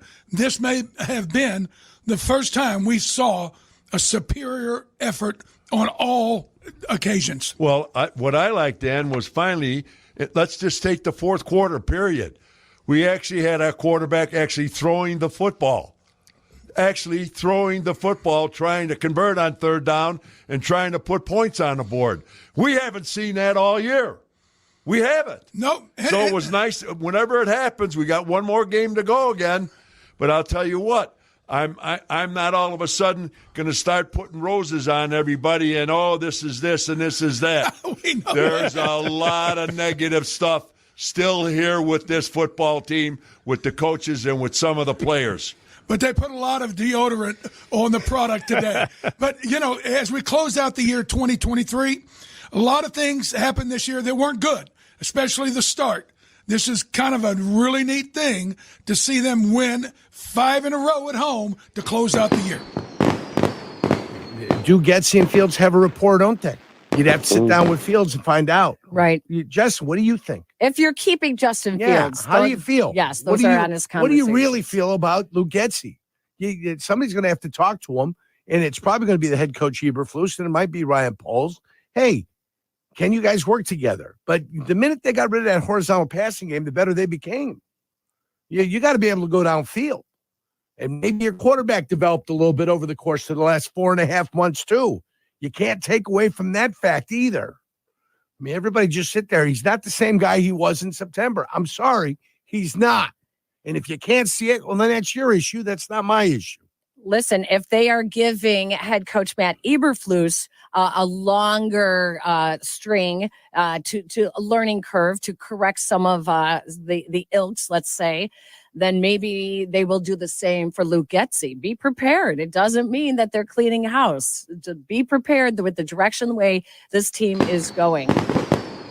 As you conclude this trade with Carolina, that is really something special to get the number 1 overall pick again. What do you do with it? Yeah, well, it's the gift that keeps giving.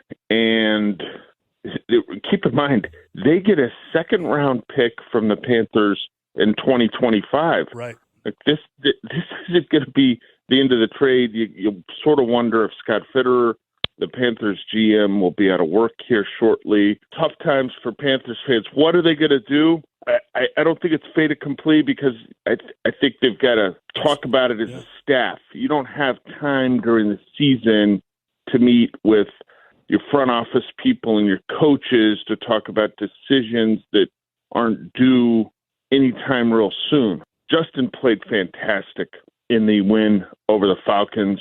There's no discounting what he did against the Falcons defense that statistically has been good this year, but he was outstanding against Atlanta. He was outstanding against Atlanta, Brad, and he had the fans chanting his name. And will all that emotion and all of that kind of public opinion play any role in Ryan Poles' decision on the quarterback? Because what he did was Justin Fields made it easier to justify keeping him if they want to keep him. I don't know. I mean, that's to be determined. When you talk to Ryan Poles, pretty measured. You can sense that he's able to do things without being derailed by emotions. He comes from Kansas City, and the Chiefs had a popular veteran quarterback who was having success when they traded up to draft Patrick Mahomes, right? Alex Smith was playing good ball for Kansas City when the Chiefs surprised everyone with that decision in 2017. So that strikes me. Now, is he making a call on that? No, not at all. But he was the college scouting director, and he saw how those around him obviously were able to, I would think they would tell you they were acting without emotion in that instance. So it's evaluating the quarterback they have now, where they see him going, and then how they see the arc for that working out and how they would envision an arc for a drafted quarterback. When Matt Eberflus first came in, when Luke Getsy came in as his OC, the thing I've tried to consistently remind people of is that first-time coaches have to develop as well. And we tend to think of these things and discuss these things as though the players are the main ones who require development. But especially when you have a first-time head coach and a first-time offensive play caller in the NFL, then there's development that can take place there that should be expected. You want people to get better at their job as they do the job longer. And I do believe Luke Getsy has legitimately improved at the job of being the Bears' offensive play caller, the Bears' offensive coordinator. And it's still been at times inconsistent, frankly, just like his quarterback at times has continued to be inconsistent. But I think at this point there is at least, there's enough evidence that there's something salvageable here. And it feels odd to think that going into this final game, even without a playoff berth still on the line, but this final game against Green Bay, I do think that both Fields, Getsy, frankly, in my opinion, still Eberflus have put themselves in position where this is a pivotal game for their potential futures with the Bears. And a couple of weeks ago, maybe that wouldn't have felt like the case specifically with the Bears offense, but I do think that's on the table now because it's all growing, man. I was talking to Monty about this morning before we were on the Big Ten Network together. I can't think of a time. I grew up a Bears fan in this city. There have been so many different quarterback controversies, quarterback quandaries and discussions. I can never remember a time where a stadium came to life in unison in support of the Bears quarterback in the way that we just witnessed on Sunday. That should not be any sort of main ingredient in the decision that Ryan Poles and Kevin Warren will have to make in the future of Justin Fields as the Bears quarterback. But I got a hard time thinking it's not a factor in it because all of it is about, I was talking about this on Post the other night. I've been a part of teams that have lost a bunch of games at collegiate and professional levels. I've been a part of teams that have won a bunch of games. When you're in the midst of growing together, when you have had this shared struggle and now you can all tell that you're coming out of it, that you can see the light at the end of the tunnel and that you are now perhaps on the scope of maybe doing something exceptional together, and the individual who has been the main pincushion for all of it, the Bears quarterback, Justin Fields, at this point, is one of the ones leading the charge out of this. That's a part of why the locker room has been so boisterous in their their galvanized support of him. And it seems to me that, not that Bears fandom in general, in mass, is this unified, sort of voice where all Bears fans are in support of Justin Fields coming back next season. But I do think there's a recognition that this shared struggle of last season's teardown and now all of them building something together, that the idea of Justin Fields being a part of that, it certainly seems to appeal not only to the locker room, but to a large number of Bears fans. And that strikes me as something that may factor in here. Ryan Poles admitted last week before the game against the Cardinals, saying it's a quarterback league. You have to make sure you have done all of your homework to make sure you are doing what's best for your organization. Correct. He explained to me in a one-on-one discussion, I said, how did you evaluate, this was last year at the Combine, how did you evaluate Patrick Mahomes, Mitchell Trubisky, Deshaun Watson, and he also said Deshaun Kaiser. There were 4 at the time. Yeah. He said Matt Nagy actually had to do the write-ups on the top 3 guys. Andy Reid said, compare the top 3. And the reports, Nagy still has him. He said, I would be very leery of Deshaun Watson. He's already torn an ACL, thin wrists, thin ankles, wildly talented, great leader in the room at Clemson, but I think he has a propensity to get hurt. It's not all he had a propensity for. Yeah, we didn't know about the other stuff. The Lotion King was not going to be the right decision. Right. Okay? He said, Mitchell Trubisky, the ultimate project, has a good arm, he's athletic, he's a great kid, he work ethic off the charts, teammates respond to him, but he's as raw as they come. Patrick Mahomes, 4-6 his last year in college. Generational. Do not miss. Do whatever you have to do to trade up to get him. He was right on that. Right. Okay. He said we then brought Patrick Mahomes to Kansas City. He said Andy Reid has this glassed-in conference room off of his office. He said it was the 2 of them. None of us in there. 5 hours they were together. He said he brought him into that room. Did a little quarterback school with him? They did quarterback school on a whiteboard. Yeah. He then flipped the board over. Let's go to lunch. They leave and go eat.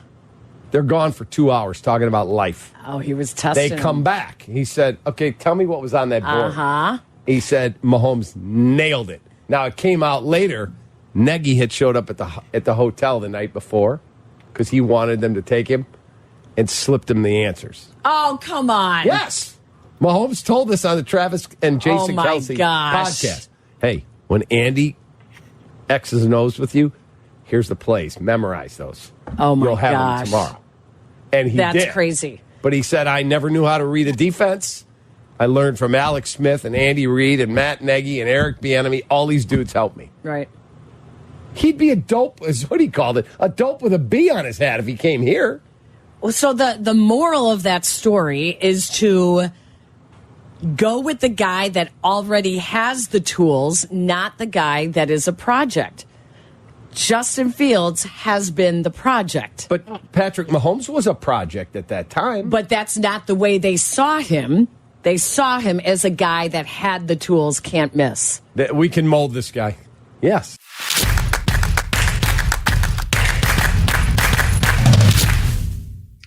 Guys, I want to get your reactions to what was said. Dan, I'll start with you.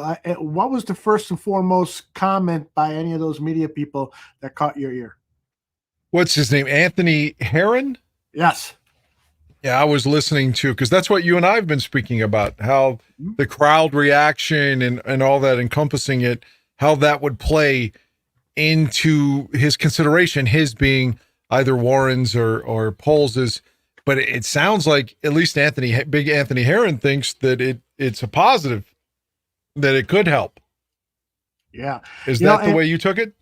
That's exactly the way I took it. And the other thing that he brought up was about coaches learning. And I do believe that anyone that starts a new job, something particularly that you haven't done before, you need to give that guy guy or gal some time to develop. And the easiest thing is to fire him, fire Justin Fields, fire Luke Getsy, and so forth.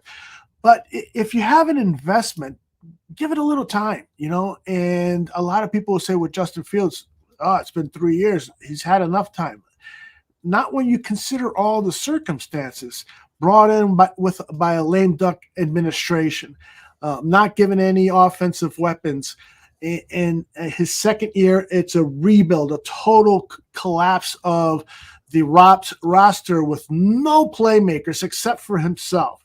And now in third year, you're starting to finally see some progression. And so, the same thing could be applied to Luke Getsy. What do you think, Tuke? About the Aunt Heron comments, or Yes, or what I thought was the comment that whatever you want to comment on. It's in bare state of affairs, but we want Justin cheers at Soldier Field. I guarantee you, the owner's box heard all those. Mm-hmm. For sure. Bears brass, and definitely think it'll figure into their decision. Yeah. And we know that George has been on the record, McCaskey, saying that he likes Justin Fields. Mm-hmm. He's a fan of Justin Fields. Now, again, he would also tell you that they have a team president and a general manager to make those decisions and not himself. But at least we know that he likes Fields, though. He's a fan. He's told us that. Yes, indeed. Anything else strike you guys that you'd like to comment on? Yeah, I think it was Yurko who said once we went to more of a vertical passing game rather than the horizontal passing game. That's what we've been saying all season long.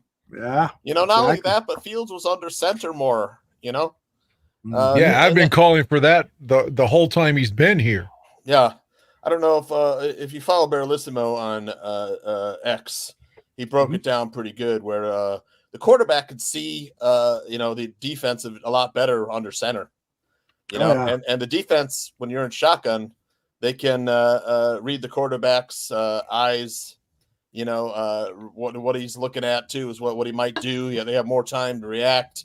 Under center, you can't always you run play action, bootlegs, waggles, all that stuff. Quicks, ran slants, crossers. Mm-hmm. We talked about this on tailgate right before the thing. I was like, can we have some slants? Someone said, I forget, it was probably Gypsy Mike, because it was a dumb comment. But he said he can't hit a slant. And tailgate guys, they were like, we've thrown 3 slants all season. That's not Fields' fault. All right. And the cool thing about Fields being under center to me is that you see a game like when Khalil Herbert averages 7 yards a carry against the Falcons. How many times this season, like the game I was at in Cleveland, now granted, we still almost won it, but the running game was just non-existent. No rhythm whatsoever. And that's not the backs' fault. It's just the play calling never got the running game going. How effective would, I say this rhetorically, how effective would Fields be with a consistent running game? And I don't mean just he himself running. I mean Khalil Herbert or Roshan Johnson or Deontay Foreman. If we're pounding the rock, it's only going to make him even more dangerous. Indeed. So that's one of the reasons, and as the weeks go on, we'll talk a little bit more about the draft. But I've been looking for a couple of, running backs that can run that 4-4. I like all 3 of the running backs currently on the roster, but I'd love a speedster. I was thinking about this. I was about to ask Baralissimo, give me a guy like Devin A-Chain who break away. Yes, exactly. That's what's missing. Yeah. I was at the Senior Bowl last year doing some scouting, and A-Chain and Tajay Spears were the 2 speedster that caught my eye. And I drafted in my fantasy team, I drafted Spears. Boy, I wish I would have drafted A-Chain. You had inside info for fantasy. Saw it firsthand. The other thing I wanted to talk about regarding what do you guys think about OB's still being the curmudgeon regarding the Bears and his lack of hope and faith? I see you want to get in on this thing. That's his shtick. Yeah, I guess that's what He's it is. the grumpy old man. Yeah, I think he means it. I don't believe. I think that's his real opinion, though. I truly do. It keeps him employed, though. It keeps him employed, though. Well, yeah. I mean, I bet that show gets good numbers just because people love to hear. He expresses the fans' angst. He's done that really well. But I do believe, I do hope that he starts to really see the improvements on this team. Eberflus is even getting better as a head coach, and he's been disgruntled with Justin Fields, and I hope that he starts to see that. And the biggest surprise is his dislike of Montez Sweat. That is baffling to me. Like, Sweat could have 3.5 sacks in a game, and he'll still say that's money that should be spent elsewhere, and that was a bad trade. And but for Fields, at least, he said the night Fields was drafted, it was the wrong move.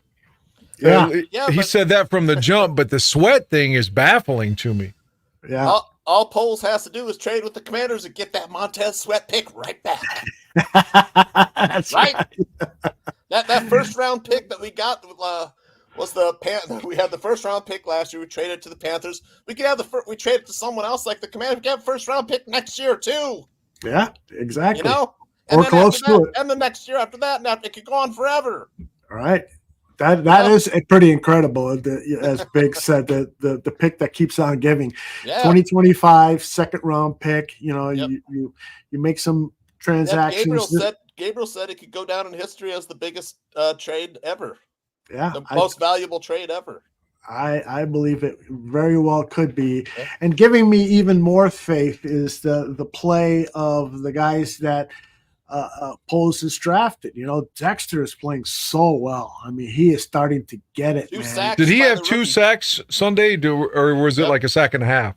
I think I think the expectation is that the NFL was going to make it a sack and a half, but unofficially it was 2 sacks.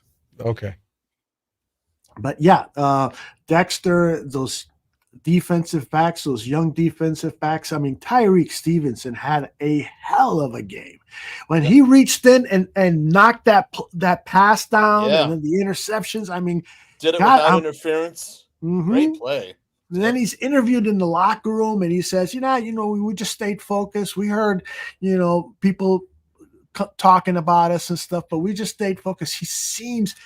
Again, just about everybody that Ryan Poles has drafted, they seem so mature and knowledgeable and smart and good team Let's not forget Velus Jones now. He might be mature in age, but it was a bad pick. That might be a bad pick. There's no doubt about it that he hasn't worked out as a wide receiver. But now maybe we have to start to consider him as a running back because he hasn't looked too bad running the ball out of the backfield. Or we could just cut him. I also am worried about Tyler Scott too, man. It feels the stats could be so much better if that guy could catch the fucking ball.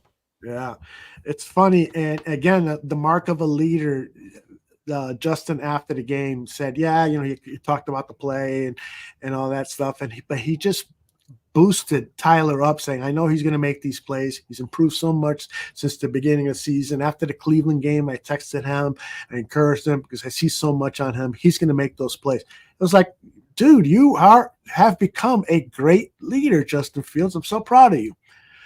All right, it is time for the Tooch to do his thing. It is called Bear State of Affairs. Here it comes.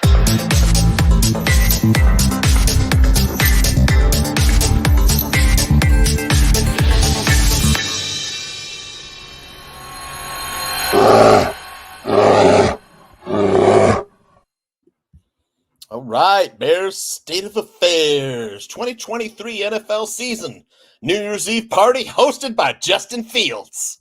Yeah, what's happening, Barflies? Well, the Bears won their 7th game of the season in grand fashion, taking down the Atlanta Falcons at Soldiers Field on New Year's Eve. The Bears demolished the Falcons 37-17 in a game many Bears fans thought might be Justin Fields' last game at Soldier Field. But after the game, Bears fans were cheering, "We want Justin," at the top of their lungs. Players heard it. Quote, "Of course I heard them," Jaquan Brisker said. "I want Justin. We all want Justin. Let's go."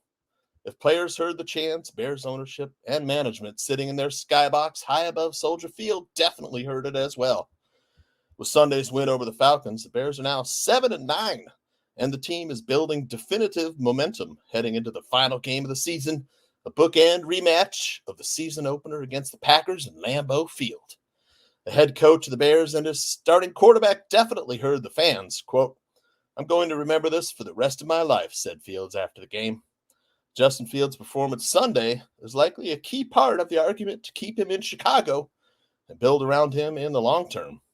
The controversial young quarterback was nearly flawless Sunday, going 20 for 32 for 268 yards, 1 touchdown, while adding 45 yards and a touchdown on the ground.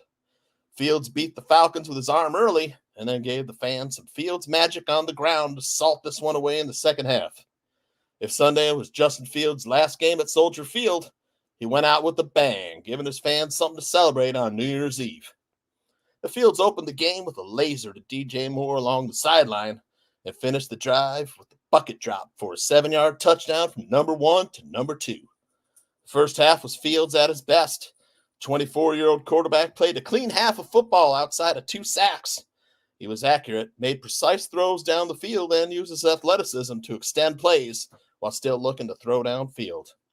He was 13 for 17 for 166 yards and 1 touchdown, while adding 21 yards and a touchdown on the ground in the first half. It was one of the best halves of his career alongside of his first half against the Broncos this season, in which he had just 1 incompletion. All in all, Fields finished the day 20 for 32 for 260 yards, a touchdown, with 45 yards of touchdown on the ground, but he could have had 2 more touchdowns if Tyler Scott had come down with 2 beautiful end zone passes from Fields. He could have easily had 300 yards and 3 touchdowns on Sunday. This was the version of Fields whom fans have been yearning for. A quarterback who could beat you with his arm, but with the rare athletic ability to escape from a sack and turn a 7-yard loss into a 30-yard gain. It's unclear what the future holds for Fields, but Sunday was a reminder of how good it could be when everything clicks. Beleaguered head coach Matt Eberflus also made a case for his job on Sunday. He's now led the Bears to 7 wins, a marked improvement over last season's 3 wins. A lot of people will be upset if Eberflus is retained. That's understandable after a 14-game losing streak and those unfortunate fourth-quarter collapses. Because of those blown leads to Denver, Detroit, and Cleveland, the Bears brass now faces difficult decisions at coach and at quarterback. But Coach Eberflus is well-liked by Bears players, and he has the Bears defense playing at a very high level. Against the Falcons, the Bears defense allowed just 229 yards on only 58 plays for 3.9 yards per play. The defense had 2 sacks, both by rookie Gervon Dexter, and 4 interceptions, with 2 by rookie Tyreek Stevenson. Outside of a 75-yard touchdown by Falcons running back Tyler Allgeier on a screen pass, the defense had hardly a blemish. And just imagine if the Bears hadn't blown those fourth-quarter leads and were now on the brink of making the playoffs this season. With the defense playing this well, a lot of teams probably wouldn't want to face that Bears defense in the first round. In truth, though, neither quarterback nor coach has produced enough in 2023 to warrant full confidence for 2024. Both have shown room for improvement, and Ryan Poles has difficult decisions ahead of him. The problem with replacing the Bears head coach and quarterback is that any new coach and any new quarterback will definitely enter a much better situation and command a much better roster than Flus and Fields had in 2022. So any comparison is going to skew massively to the new guys. Flus has basically done the hard work for any successor to reap benefits. He's like the new John Fox. Look, if the Bears are keeping Matt Eberflus, they 100% need to keep Justin Fields.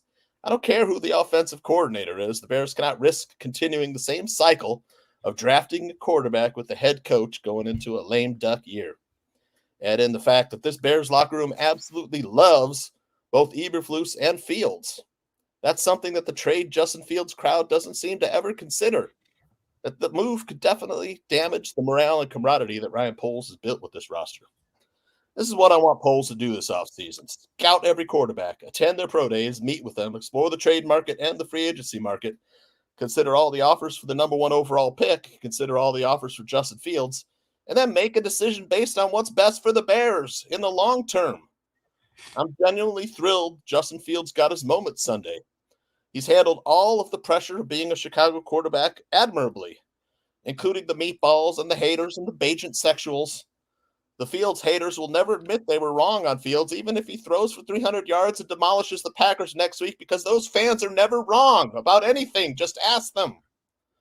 Fields is an NFL starter that's beginning to look silly now after the Falcons game that Bears fans have to wonder whether he'll be playing somewhere else. Fields isn't perfect. No NFL quarterback is. Look at the decline of Patrick Mahomes in Kansas City this season. Without great talent, the truth is most NFL quarterbacks tend to struggle. Bingo. With Matt Nagy as their quarterback coach, quarterbacks tend to struggle even more. The bottom line is Justin Fields has improved. He still has limitations as a passer, but he's a young quarterback in terms of NFL experience. The truth is, Fields can do things as an athlete that 99% of NFL quarterbacks can only dream of doing. Did you not see him escape from the sacks? We all saw it.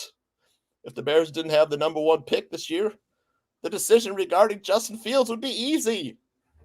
Getting rid of Fields in favor of an unknown quantity at quarterback, that seems like a net negative versus using the first pick to build up the talent level of an ascending roster. That's how you build long-term success in the NFL, not by continually resetting the clock at quarterback and at coach and tearing down the morale and confidence of the team's veterans.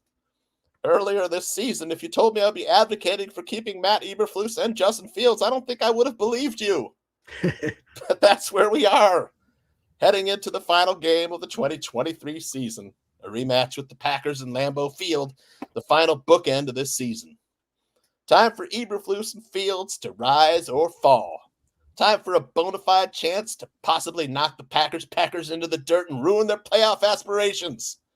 Somehow, it always comes down to beating the Packers, doesn't it? And that is Bears State of Affairs.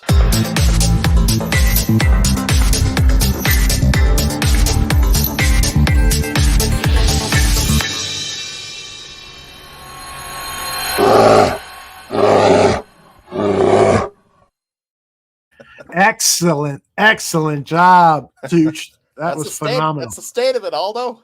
Yeah, you promised a great one and you delivered. Really well done. It isn't, and that's a good segue to talk about the Packers. Actually, I've got a couple of clips of something. Did I include in the media clips Cap? No, I cut that part out. Cap was talking about Michael Lombardi. Is it Lombardi or Lombardo? It's Lombardi. Michael Lombardi, yep. Michael Lombardi. Okay, apparently Michael Lombardi now is saying the Bears have to trade Justin Fields, and TMZ Sports had it on their YouTube channel. Here it comes. If you're running that organization, what do you do with that pick? Do you look at one of the other quarterbacks? Do you trade Justin Fields? Do you stick with Justin Fields? Oh, I'm definitely going to trade Justin Fields because I think at the end of the day, it's still a passing league and you have to throw the football effectively. And Justin Fields, look at his fourth quarters, turns the ball over.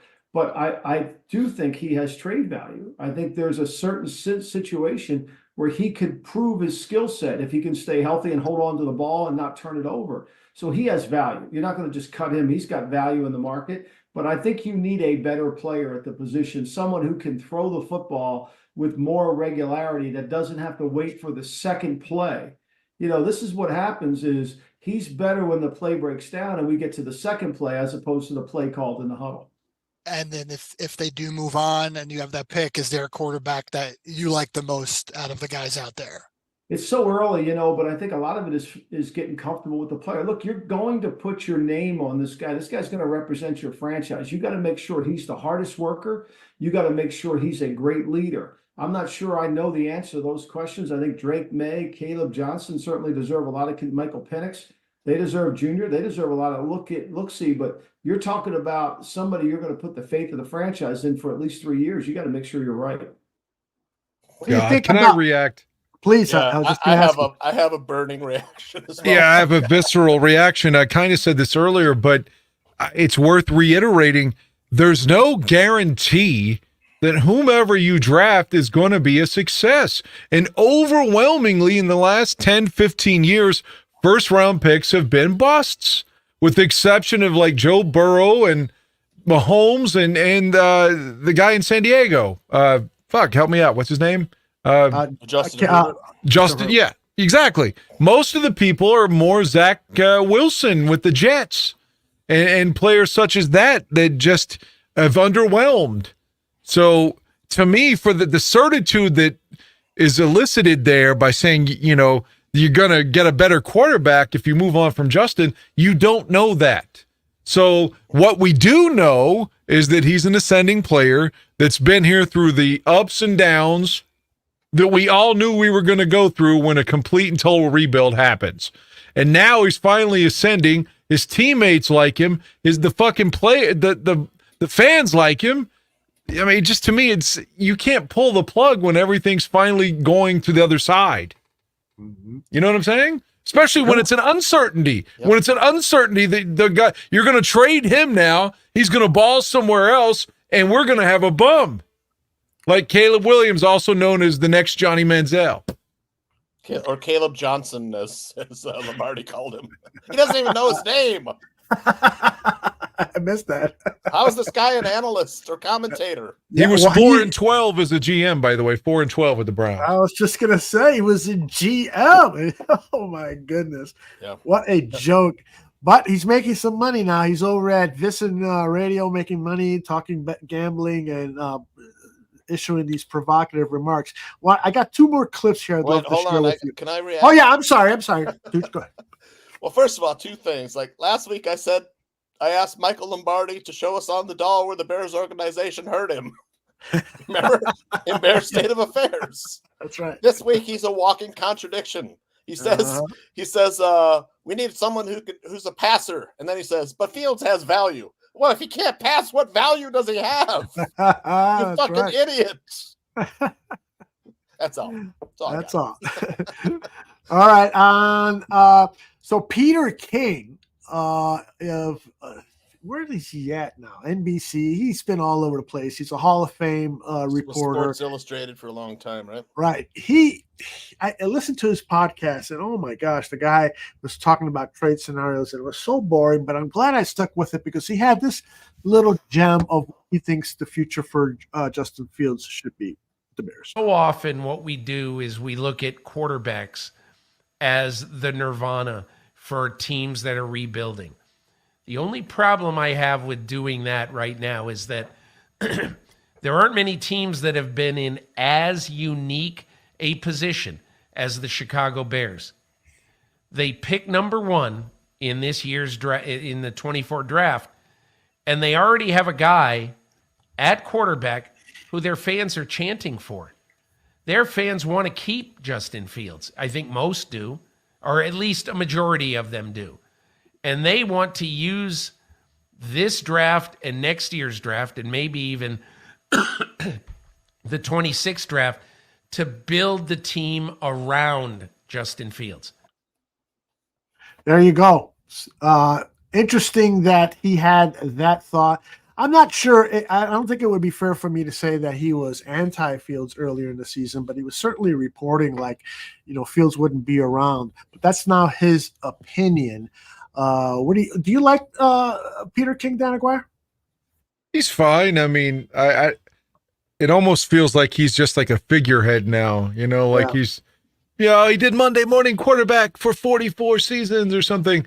I mean, if this were 1985, maybe his comments would have some, validity to them. Now he just seems like a shell of himself. But hopefully he's right on this. Hopefully we keep Justin. I keep pounding that drum because that's my personal belief to what I think is going to help the Bears win sooner. Yep. What do you think, Tooch? You're a Peter King fan? Yeah, he's all right. He's like a Bob Verdi, Bernie Lincecum type, and their venerable scribe. It's all right. Yeah. I mean, he's better than most. He's a damn good writer. When he used to do the MMQB, Monday Quarterback, right? That was outstanding. I read that every week. Yeah.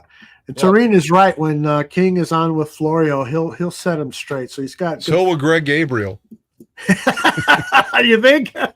He'll kick his ass first.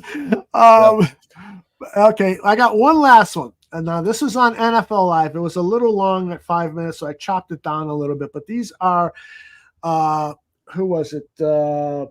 Marcus Spears, Mina Kimes, and Dan Orlovsky talking about the possibility of trading Justin Fields or not trading him. Think about is Justin Fields is going to be fine. In this iteration of the NFL, regardless of whether Chicago makes the decision to keep him or they let him walk, some team is going to get a hell of a football player that's shown progression and starting to understand. This is why I love being on this show with Dan, because we can see year after year progression of quarterbacks based on how he looks at the film. Right. The anticipation is something that has stood out to me with Justin Fields over the last couple weeks. And that is exactly what we used to talk about, the thing as opposed to holding him back. Yeah. And now you start to couple that with the maturation of him knowing how to get himself out of trouble athletically, like we've all known from his uber talented physical skill set. And it almost takes me back to the draft when we were talking about the talent is undeniable. Mm-hmm. It's about how you coach him. And Dio, you know who I think about? How you talked about Anthony Richardson coming out of this draft and pairing him with Shane Steichen. Whether Justin Fields stays with Chicago or he goes to another team, if he lands in the right situation, somebody is going to have a superstar at quarterback. I think the Bears have to answer a couple of questions, in addition, of course, to their evaluation of Fields, which we've been talking about. Do you love one of the quarterbacks at the top of the draft? Because every time Fields plays better, that bar for those quarterbacks goes up. If you truly love Caleb Williams or Drake May, then I still think you make the move for also the financial reasons. But speaking of those financial reasons, I think the other question you ask is, of course, what can you get for that pick? Is it possible that you don't actually move down that far in the draft? There is a cluster of teams that need quarterbacks at 1, 2, 3, 4. Can we put so that there's draft potential order for back up Chicago again? to just move down a couple spots. Let's look at it. Yeah, and go get ahead, Mina. Marvin Harrison Jr., Olu Fashanu, the left tackle out of Penn State. And you might love one of those players more than you love one of the quarterbacks. And to go back to the finance of it, it's a huge advantage to have a quarterback on a rookie contract, no doubt about that, and that factors into this. But if you trade that pick and you're picking at 3 or 4 and you've got other picks, it's a huge advantage to have other stars on rookie contracts, and that can counteract some of the potential money you would have saved. So it's not an easy evaluate, but I think you have to evaluate, it's not just about Justin Fields. It's not just about the quarterbacks. It's also about what other players could you potentially get at the top of the draft to build around Fields. Marcus, I think this also has to come into the factor. What does Chicago think about Justin? Because if Chicago thinks Justin's a good player and someone's giving him a second-round pick, well, then you sit there and go, well, maybe we move on. This is what he's been in the NFL since he came back, okay? Since he came back, they're 4-2, they're averaging 25 a game, and he's accounting for almost 270 yards. That's top 10 in the league. So if Chicago think he's good and someone's going to give him a second-round pick for Justin, great. Now, if Chicago thinks Justin's going to be great and someone's offering a second-round pick, not enough, right? You're not enough. Yeah. So that's part of that as well.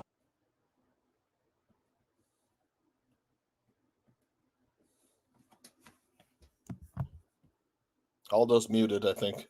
Yes. I'm sorry. You pulled a tooch. What do you guys think? What do you guys think about the idea of if somebody offers you a boatload of assets, a veteran player and a number 1 and a number 2 for Justin Fields? Now what? What do you do? Yeah. Go ahead, Tooch. I mean, you got to think about it.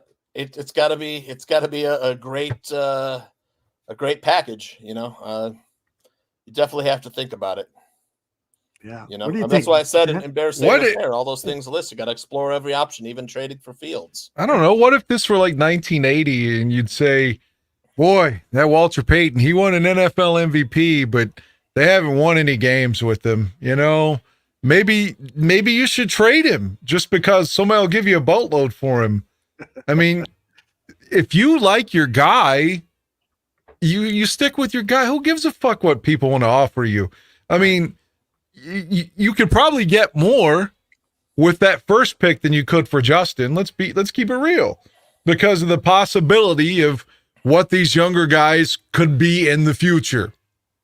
But Justin has gone through the growing pains that the guy you're going to draft is going to have to start going through. Yeah. Like Justin's gotten through all that shit, and now we're getting to the other side where we can win. So you're starting the clock over, as they say, but you're also starting that player's growth right from the beginning. And the rest of the team's almost ready to win now. would the quarterback be holding you back then? Well, and Mr. Shorty just put up a list of quarterbacks that were picked with the number 1 overall pick. I don't see a quarterback here who has won a Super Bowl, who has a Eli. Super Bowl. Eli has 2 Super Bowl rings. Yeah. Yes, thank you. Yeah, you look at that. Okay, so Bryce Young at this point looks like a bust. Trevor Lawrence had a big playoff comeback, so I don't want to say anything bad about him. Burrow's hurt a lot, but Burrow's gone to the Super Bowl. Kyler Murray looked like he was going to be the real deal, and Arizona loved him, and they got rid of his coach pretty quickly and are probably going to move on from him. Goff went to a Super Bowl. Is that supposed to be Jameis Winston, I think? Jameis Winston has thrown for some big yards in games, but a lot of picks. Andrew Luck looked like he may have gone to the Super Bowl, retired. Cam made it to the Super Bowl. Bradford was a bust. Jamarcus Russell was too heavy and was a bust. And Carson Palmer, went to a Super Bowl later or almost went to the NFC Championship game. So, and of course Eli won too. But these are the outliers, though. So many of the players, like let's see a list of the number 1 draft picks since like Obama. Overwhelmingly, they're busts. And that has to be considered in. And you think, oh, what about Drake May? How about Mitchell Trubisky, also coming from North Carolina? You know what I mean? Like, again, yeah, so he's a can't-miss prospect. Somebody mentioned this in the chat room real early in the show. They said that about Ryan Leaf, too. Yeah. So, I mean, everyone's a can't-miss prospect until they're not. Yeah. And so do you trade what you've built up, somebody that's did all the work, somebody or done all the work, somebody, has gone through all the shit with you, all the building. Do you get rid of him now when it looks like all that hard work is going to amount to something and just start over on something, an unknown commodity? Because more often than not, like you say in the intro, they always get their shit wrong. How do they get their shit wrong? Like when they watch, so all these fucking experts, there's like 10 guys that can't miss and they fucking miss. The people that make it, the Joe Burrows and stuff, are the exception to the rule. Those are the ones that are the aberrations. Because every year the experts just love. And Marcus Mariota, remember, he was supposed to be great. Ryan Pace was trying to trade up for Mariota. What the fuck did Mariota end up doing? He won 1 playoff game. You know what I'm saying? Like Jamarcus Russell, who I thought had a big ass arm, but he couldn't get it. He got in great shape and then couldn't get a tryout afterwards. But the point is, he was supposed to be great too. What about the kid in Carolina right now? Imagine if the Bears had traded Fields and took him, the Bryce Young guy. Doesn't he look like he's a bust and he looks too small? That's what I see in Caleb Williams. He looks like a little guy that's just going to run around and get, he's just not going to amount to anything, in my opinion. I could be wrong. I'm just like everybody else, just talking. We're all talking out of our asses, right? His backup threw 6 touchdowns. And didn't the wide receiver say Didn't the wide receiver say something to the effect we're a real team now? His backup throwing 6 touchdowns. That's what I'm saying. Was the worst thing that could happen to Caleb Williams. But didn't the USC in his mama's lap? But didn't the USC receiver say after the game we're a real team now? I read that somewhere that he was praising the backup quarterback and said we're a real team now. Yes. What does that? What does that mean? Yeah, what does that mean? I mean, that means that he's another moody fuck. The way everyone didn't like Jay. He's the same type of guy. And you got a guy right now that the team rallies around. Yeah. I'm with you 100%. I can't let this go. I might be wrong in the end, but this is something I'm willing to die on the hill for here. Jimmy Tony may be an inch and 10 pounds, but that ain't a lot bigger. Well, here's the thing about Caleb is he is listed at the USC website as 6'1". There's no way he's fucking 6'1". He's like 5'10". He's like 5'10". I totally agree with that. He does have a sculpted body. He is 5'10", like 220, and he runs hard with the ball and so forth. But he's had great numbers. Good arm too. He's got a great arm. Packers fan too, right? Good Green Bay fan. Exactly, a Packers fan, which is another reason why you don't pick him. And I'm serious about that. I agree. There's a couple of good prospects. I have to open up my notebook to find out who are from the Chicago area that I bet you Ryan Poles is is looking at, is going to evaluate very closely. But speaking of evaluating very closely, over the next few months, we're going to hear a lot of shit about, the Bears brought in Caleb Williams and Drake May. They had sit down, they had dinner, blah, blah, blah. And, all of it is going to be true in terms of, I really believe that Ryan Poles is going to do due diligence and talk to all these guys and be unlike Ryan Pace, where he doesn't even invite Deshaun Watson out to eat. He invites Trubisky and Mahomes, but doesn't do due diligence on the third big quarterback who is coming out that season. So my point is, as Greg calls it, this is lying season. There's going to be a lot of lies out there. Pay attention only to reputable reporters. Don't repost anything. Michael Lombardi. That's exactly, because it's all fucking bullshit. We'll know when it happens. I hope that Ryan Poles makes a move like he did last year, where it's like a month before, so we can just kind of like exhale and not be on eggshells on the night of the draft what we're doing.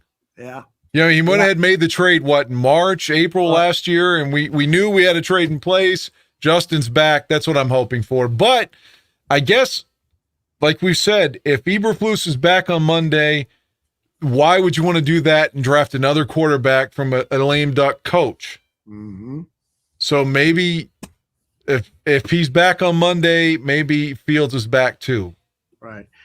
And the thing regarding lame duck coaches, I talked to Greg about that. What offensive coordinator is going to want to come here if you keep Eberflus? And he said there are a lot of offensive coordinators who are going to say, I can fix him. And they feel like, they'll get this offense humming so well that if they do fire Eberflus, they'll get the job. Exactly.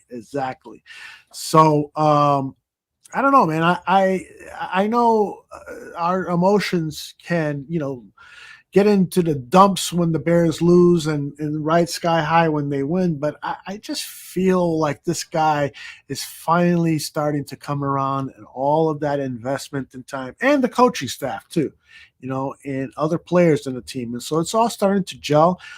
I prefer to believe than not believe. I don't want to be a miserable all off season wondering what the hell is going to happen. And you're right, Dan. If they can make out this trade in March, and so that we can go into free agency and the draft knowing what the real draft order is for us, at least what picks we have and so forth, that'll help so much with team building this roster. What is he? I don't remember us. That's what I was going to say. Is he talking about Aldo and myself? I guess we all like to forget some of our mistakes, but I don't remember Aldo and me like pounding the drum for Mitch at all. Yeah, I wasn't either. But. Yeah, I was upset the night they drafted Mitch Trubisky and put a video up on YouTube of me pretending to do shot after shot. I only did one or two, but I did like 10 shots. That was I didn't my even know who he was. No, I'm just kidding. Well, I barely knew who he was. But... I know. I remember, Phil and Lauren Cox, because that's who we're doing the show with. Then Jose Cotto and Shane. They all talked about him. I didn't really see him much. And then Lauren actually got us videotape of Mitchell Trubisky every snap that he had at North Carolina. This was after the pick. So I started to learn about him, but I knew enough to say, this guy's only had 13 starts, and you're actually trading to move up to him? Number 2 overall pick. Maybe he means after when we started doing the show, like this version of the show, not 100 proof. Maybe he means like after the 2020 season, but I don't remember us. Were we clamoring to keep Mitch? I don't. No, Steve is wrong here. He says you both said we should keep him, and Mike North wanted him too. Yes, Mike North. Trubisky. Yes, that is true. But he would take him back in a heartbeat. Yeah, you got us confused with two other good-looking guys, Steve. It's not Dan and me. Mike North is that meme where the guy's looking back at the girl. It's Mitch Trubisky. Maybe we said Fields on his arm. Just to be fair here, because I don't recall saying that, but maybe in the context, maybe I said, and I'm not trying to run away from things I've said in the past. I'm truly not. But maybe we were like, oh, dude, we'd rather keep Mitch than have Andy Dalton. Right. And I know I said I'd rather have Nick Foles than Andy Dalton, and I don't know why Foles won his only start that year in Seattle. Like he was so much better than Andy. We gave him $10 million for nothing. So maybe we said, oh, we'd rather keep Mitch as opposed to Andy Dalton. But dude, I bought a Justin Fields jersey like 2 minutes after he was drafted. Yeah. So Steve, I think that's the issue here is that once he was a member of the Chicago Bears and, all right, he's begrudgingly, we said, okay, he's our quarterback. We're going to root for him. And we didn't want Andy Dalton. Yeah, we didn't want Andy Dalton. And when Glennon started and he looked terrible, I was like saying, start fucking Trubisky. If you're going to start, right. I remember saying, all right, since we got him on the team, let's give him weapons. Let's give him an offensive line. Let's support him and so forth because he's on the team. But as a draft pick, never wanted that fucking guy.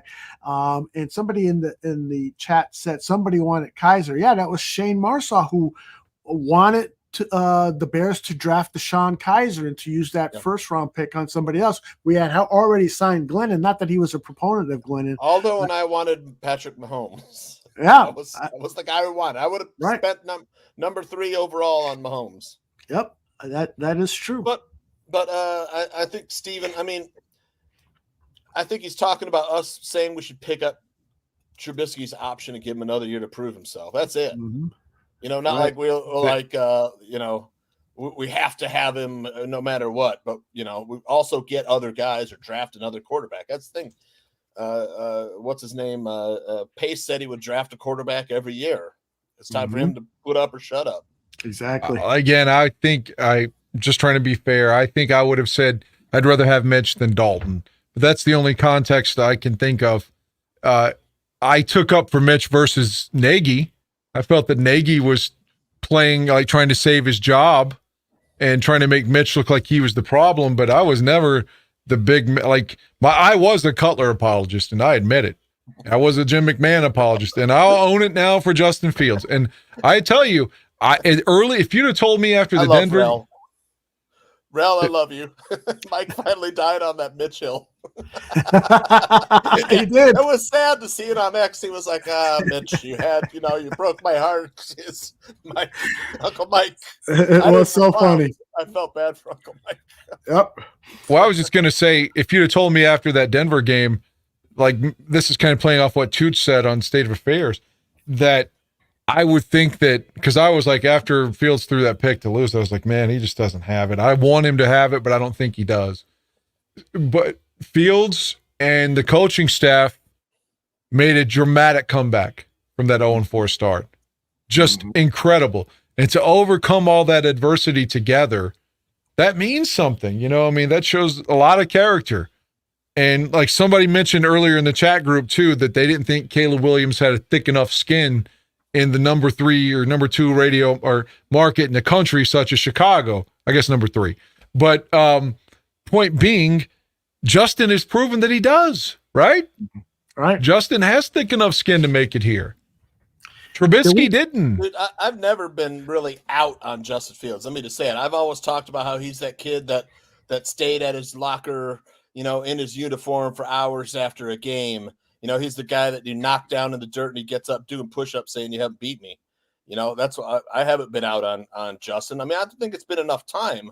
You have to look at Justin Fields' career in the context of the people who he's had to work with.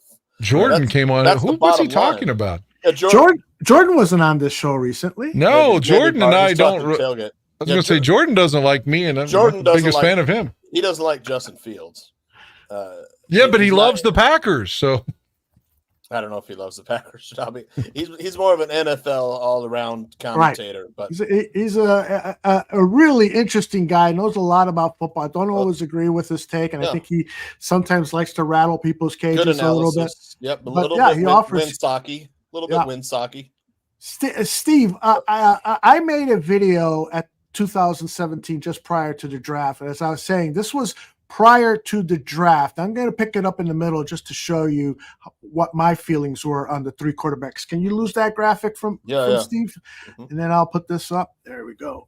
In fact, they've been on the clock, and everyone in the draft room is looking at me. But Myles Garrett and Mitchell Trubisky are off the board. My most trusted advisors are giving me their expert advice. Draft Dr. Phil and Lauren Cox want Deshaun Watson. No, they demand Deshaun Watson. They love his leadership skills, winning ways, and have no trouble with pick after pick after pick after pick after pick. Anyway, Deshaun wants me to pick Deshaun Kaiser, and he hates Notre Dame.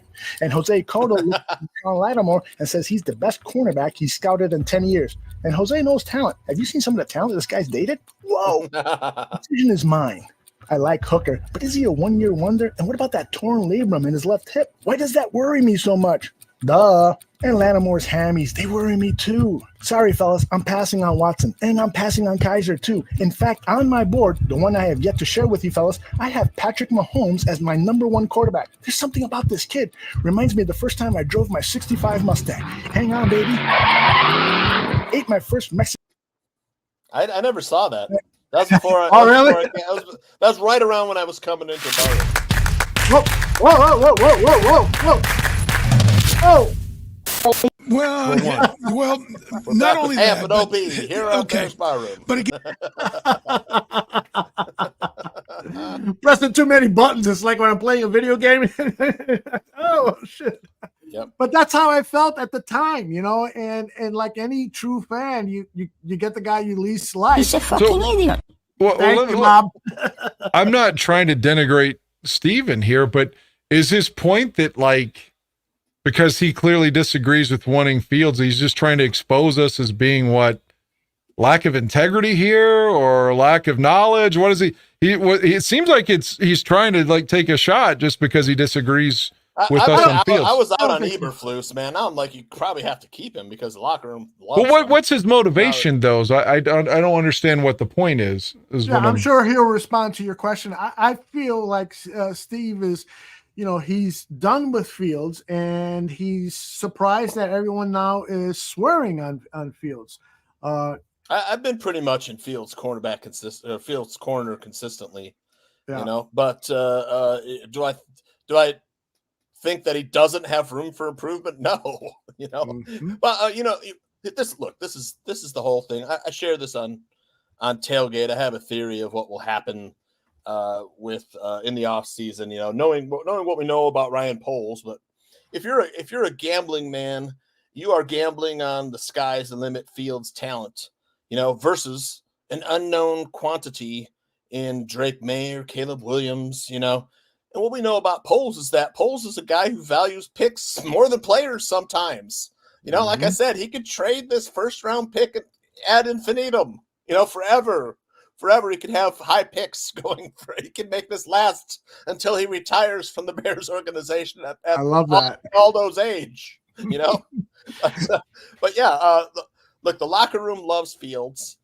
The locker room loves Eberflus. This is an ascending team. I know some people compared this team to the Lions when the Lions started a year ago at 1-6, and now they're they won the division. Ascending. They'll be in the playoffs. I know it pains me to say this, Don Burr, even though I know the Lions will probably lose in the first round. But they sure got cheated in Dallas Saturday, though. They did. I'm with Don Burr on that one. But look, I think Poles will trade out of that spot, man. Because you know what? You could pick up another quarterback who's just as much he's as much of a sure thing or unsure thing as May and Williams. There's a lot of quarterbacks this draft. We talk about J.J. McCarthy, Michael Penix, Brady Cook. Man, keep going, man. There's a ton of guys in there you could trade back and Bo Nix develop. What I was saying, I got to respond to Stephen Me here, right?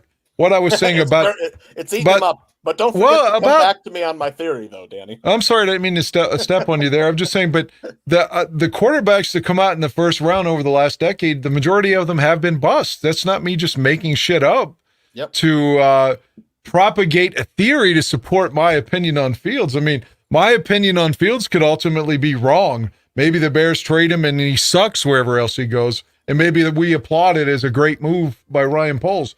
Emotionally, I'm behind Fields. That doesn't mean that I'm lying about a lot of guys being. I don't know, man. I'm interpreting what Steve has said in his last two posts here is that this is a rare opportunity. You had an opportunity to get A rare opportunity for what? To land a what people are describing as a generational quarterback. That's not a certainty, Stephen. And he should know that is absolutely true. But I get the feeling that that's what is frustrating him right now is that we've got this opportunity to get a guy who the media has been hyping for the last 2 years. Reputable people have been saying he's a can't miss prospect. He's the next thing up to Patrick Mahomes and blah, blah, blah. And so I think that's where Steven is coming from. Did he watch any football playoff games on New Year's Day? Because, I mean, I'll take Penix or McCarthy before I take May and Williams. Mm-hmm. You know, you can trade back, get one of those guys. You know, why not add some competition for Justin Fields? Trade even farther back and get Brady Cook or Bo Nix. Where's all this hostility coming from, though? I don't know. Maybe he broke up with his girlfriend or the I boyfriend. don't think Steve. I don't want to offend. I know Steve pretty well. He comes on a lot of our shows. Steve has a sharp sense of humor. I don't think it's hostility. Well, he was calling us like Trubisky lovers, and it seemed like he was trying to make our opinion seem less than or something. Whatever, man. I just don't understand where all this is coming from. I mean, okay, you don't like Fields. That's okay. It's a valid opinion. I've never once said that your opinion isn't valid. I know 100% certainty that Stephen Me has never been in a football locker room. That's all. Well, I'm just saying I haven't denigrated his opinion. The locker room loves Fields and they love Eberflus, and the morale will definitely. That's one thing I know is that morale will be definitely damaged if you remove one or both of those guys. He says you're talking, I'm typing. What are we saying here? That's just a fact. The locker room loves both those guys. Fields is their quarterback. You know, as I've said before, you have to take Justin Fields' career in the context of the people he's working with. He had Matt Nagy in a lame duck season. Matt Nagy went to Kansas City and he's damaged Patrick Mahomes. What do you think he did to frickin' Justin Fields? Troy, we don't want to get you upset. You remember a couple weeks ago, you unloaded on some guy. Then he had first-time head coach and a first-time offensive coordinator. The offensive coordinator, Luke Getsy and Matt Nagy. I don't know which one's worse. You know, I don't know which one's worse. I'm going to say Nagy. If you put Justin Fields on the 49ers with Kyle Shanahan, you would not be saying get rid of Justin Fields. You'd be like, everybody has to have Justin Fields. You'd be the highest quarterback in the league, paid quarterback in the league. I just wish I knew where all this was coming from. It seems like it. To use a cliche, it came out of left field. Moving on. That was good. Poles could trade out at first pick, and if he doesn't even have to grab Marvin Harrison Jr. I've watched Keon Coleman's the same size as Marvin Harrison Jr. I think he might be just as good or better. Keon Coleman has moves. He's got hands. He's got a lot of speed. He's got shake. Man, you don't have to grab Marvin Harrison Jr., although I love it because of the connection between DJ Moore and Justin Fields. Marvin Harrison Jr. would be the logical choice. You know, just because of his relationship. He's instantly welcome in the locker room. But Poles will amass more picks. He'll get a first-round pick next year. Like I said, he should trade with the Commanders and get back the pick he gave him for Montez Sweat. That would be the coup de grace. I would send Ryan Poles a crown if he did that. If he gets the Washington Commanders number 2 pick, he just sent them for Montez Sweat. I don't know what I would do. I might send Poles an engagement ring. That's hilarious. Dan, you okay? Yeah, I'm fine. I'm just listening to it. No, I'm not. I'm bewildered.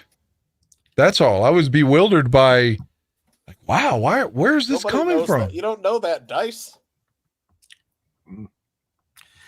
All right. I love Marvin Harrison Jr., though. I think he's a pretty close to a sure thing. The only thing in the chat. But, man, watch some Keon Coleman tape. Man, that dude is freaking awesome. Yeah, he's a big target. Yeah. There's no What was your reaction to this, Aldo? To the Steve Me thing? Yeah.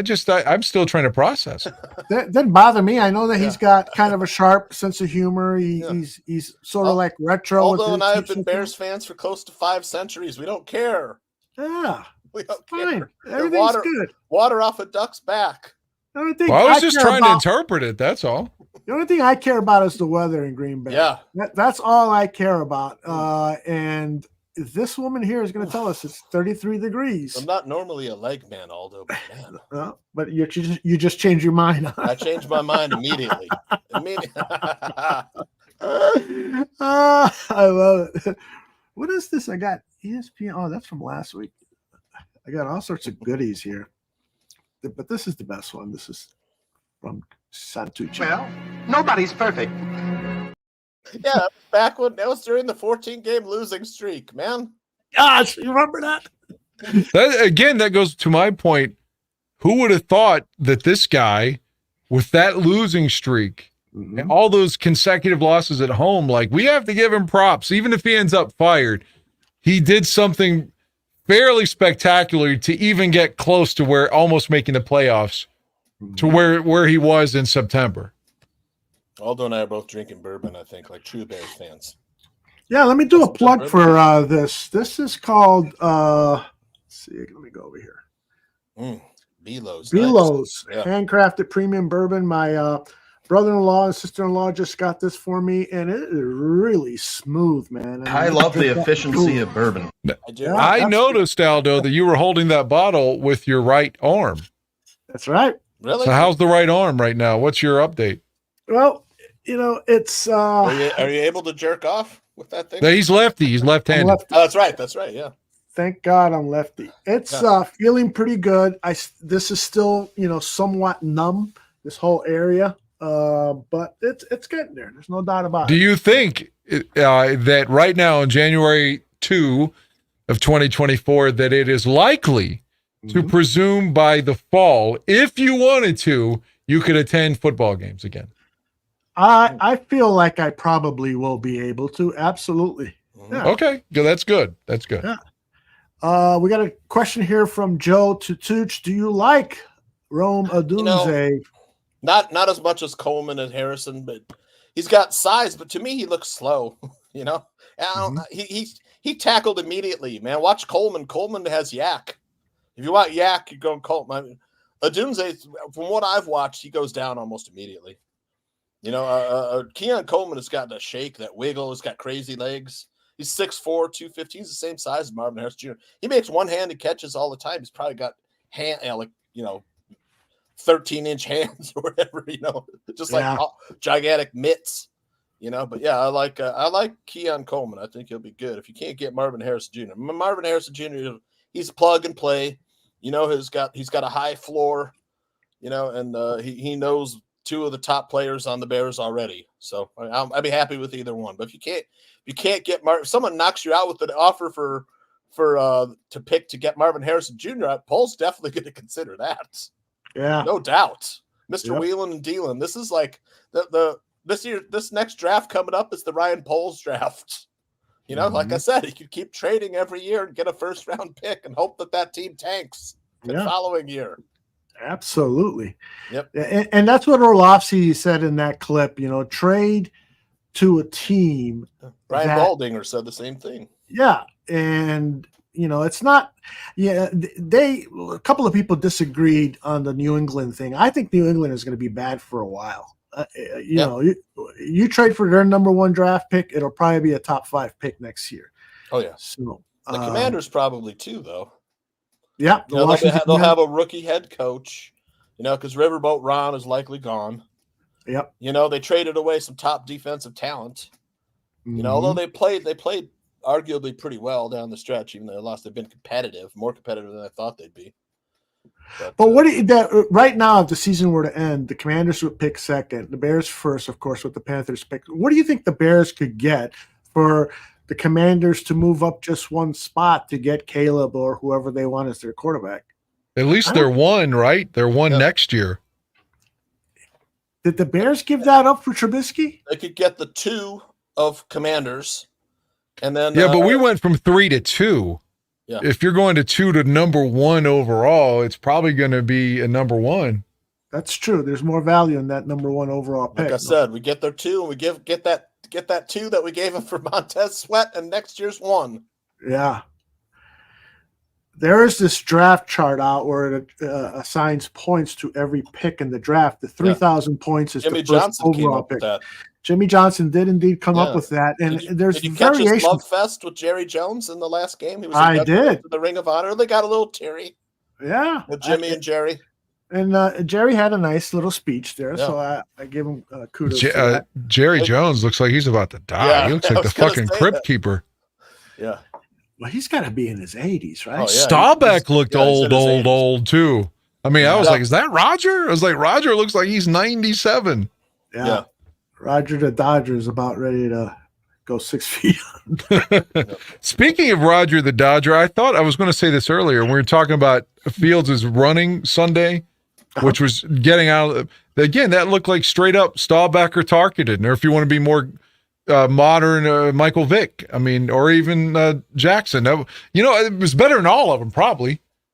Like, especially the one where he broke free and then went shoulder first and got the first down. Yeah. God damn, man. I mean, his running Sunday was, I mean, we've seen it before, but it was just immaculate. Mm-hmm. Somebody asked about Leslie Frazier or Phil Snow for DC next season. It's pretty clear to me if Eberflus is retained that he's going to be calling the plays.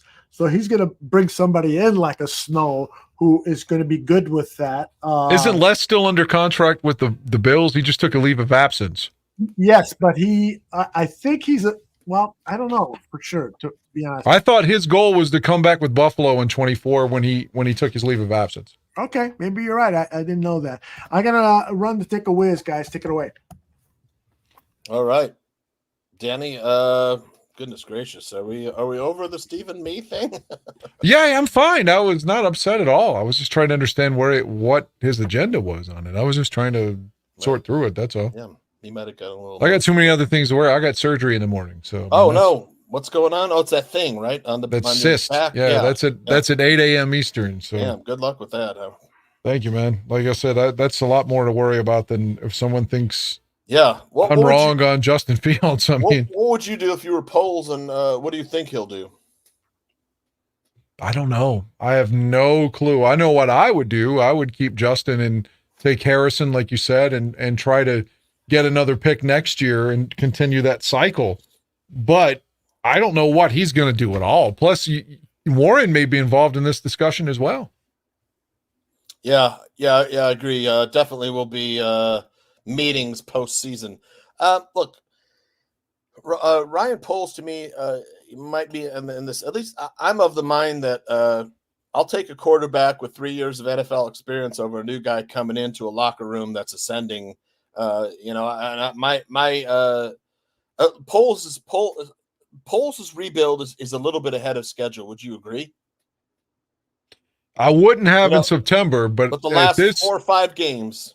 Yeah, especially if they knock Green Bay out Sunday. Yeah, and you saw rookies making a splash last weekend with Tyreek Stevenson, Gervon Dexter. Those picks have really changed my mind on Ryan Poles. I knocked him for the Claypool acquisition, but man, the rookies seem to really be playing good.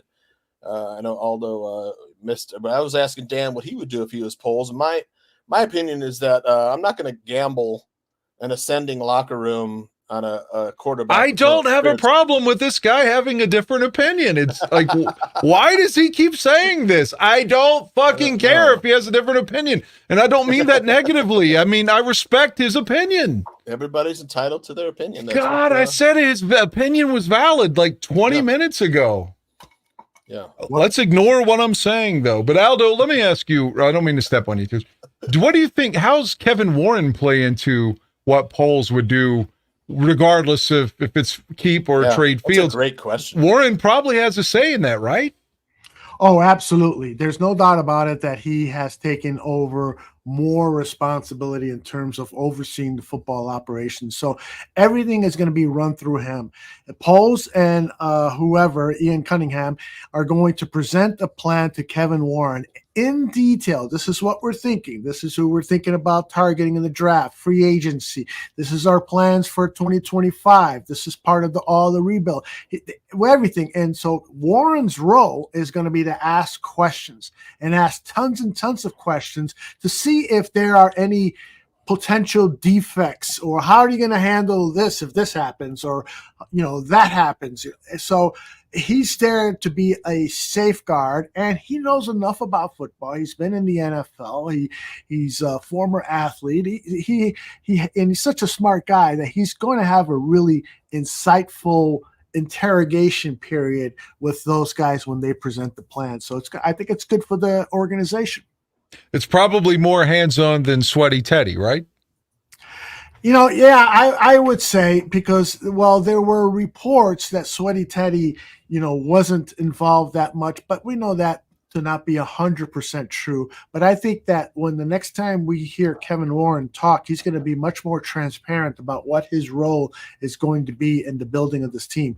I think it was Brad Biggs reported that he didn't get a chance to talk to Kevin Warren, but when he was leaving the press box, he overheard Kevin Warren saying 2024 is going to be extraordinary or great or some superlative like that. So apparently he likes what he's seeing, and you got to believe that if he said that after the game, then Justin Fields is part of the plan, right?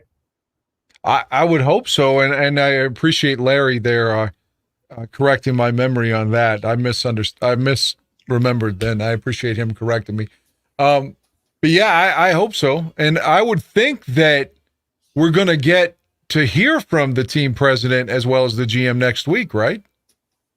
Yes. I know we'll hear from General Manager Poles. I don't know if we're going to hear from Kevin Warren. I would imagine that the next time we hear from Kevin Warren is at the owners meeting, which is sometime after the Super Bowl. And you don't think he'll speak if they keep Eberflus? Warren? I don't think so. Wow. No, that'll be Ryan Poles making that press conference. I figure they'd both speak, and George usually talks at the end of the year too. Yeah, that's true. Maybe I'm wrong. But I don't know. My inclination is that he probably would talk at the owners meeting right before free agency. Don't you think Eberflus has saved his job one more year? Oh, yeah. Yeah, 100%. It gives Poles a nice convenient excuse. He's like, look, improvement. He's my guy. I hired him. So we got 7 wins. We improved 4 wins. Look at the end of the season. We're what? 4-1 our last 5? What were we on last 5? The last comment before Cliff's, that guy, I forgot his name. I'm sorry. Yeah, Jimmy. You could be right. I could be one of those. I could be one of those guys that are just emotionally tied to him, like you say. I'm not trying to say that my opinion is better than anyone else's. So you're right. I could ultimately be wrong. I hope that I'm not. Not just for to pound my chest and say I'm right. I just really think that Fields is going to be good for the Bears. I truly believe that. But someone can point to this tape 2 years from now and be like, look how fucking wrong Dan was. And that's okay. Mm-hmm. Yeah. Guys, the thing you got to account for with Justin Fields is, again, I'm going to repeat it. He comes into the league drafted 10th or 11th by a lame duck 11th by a lame duck administration.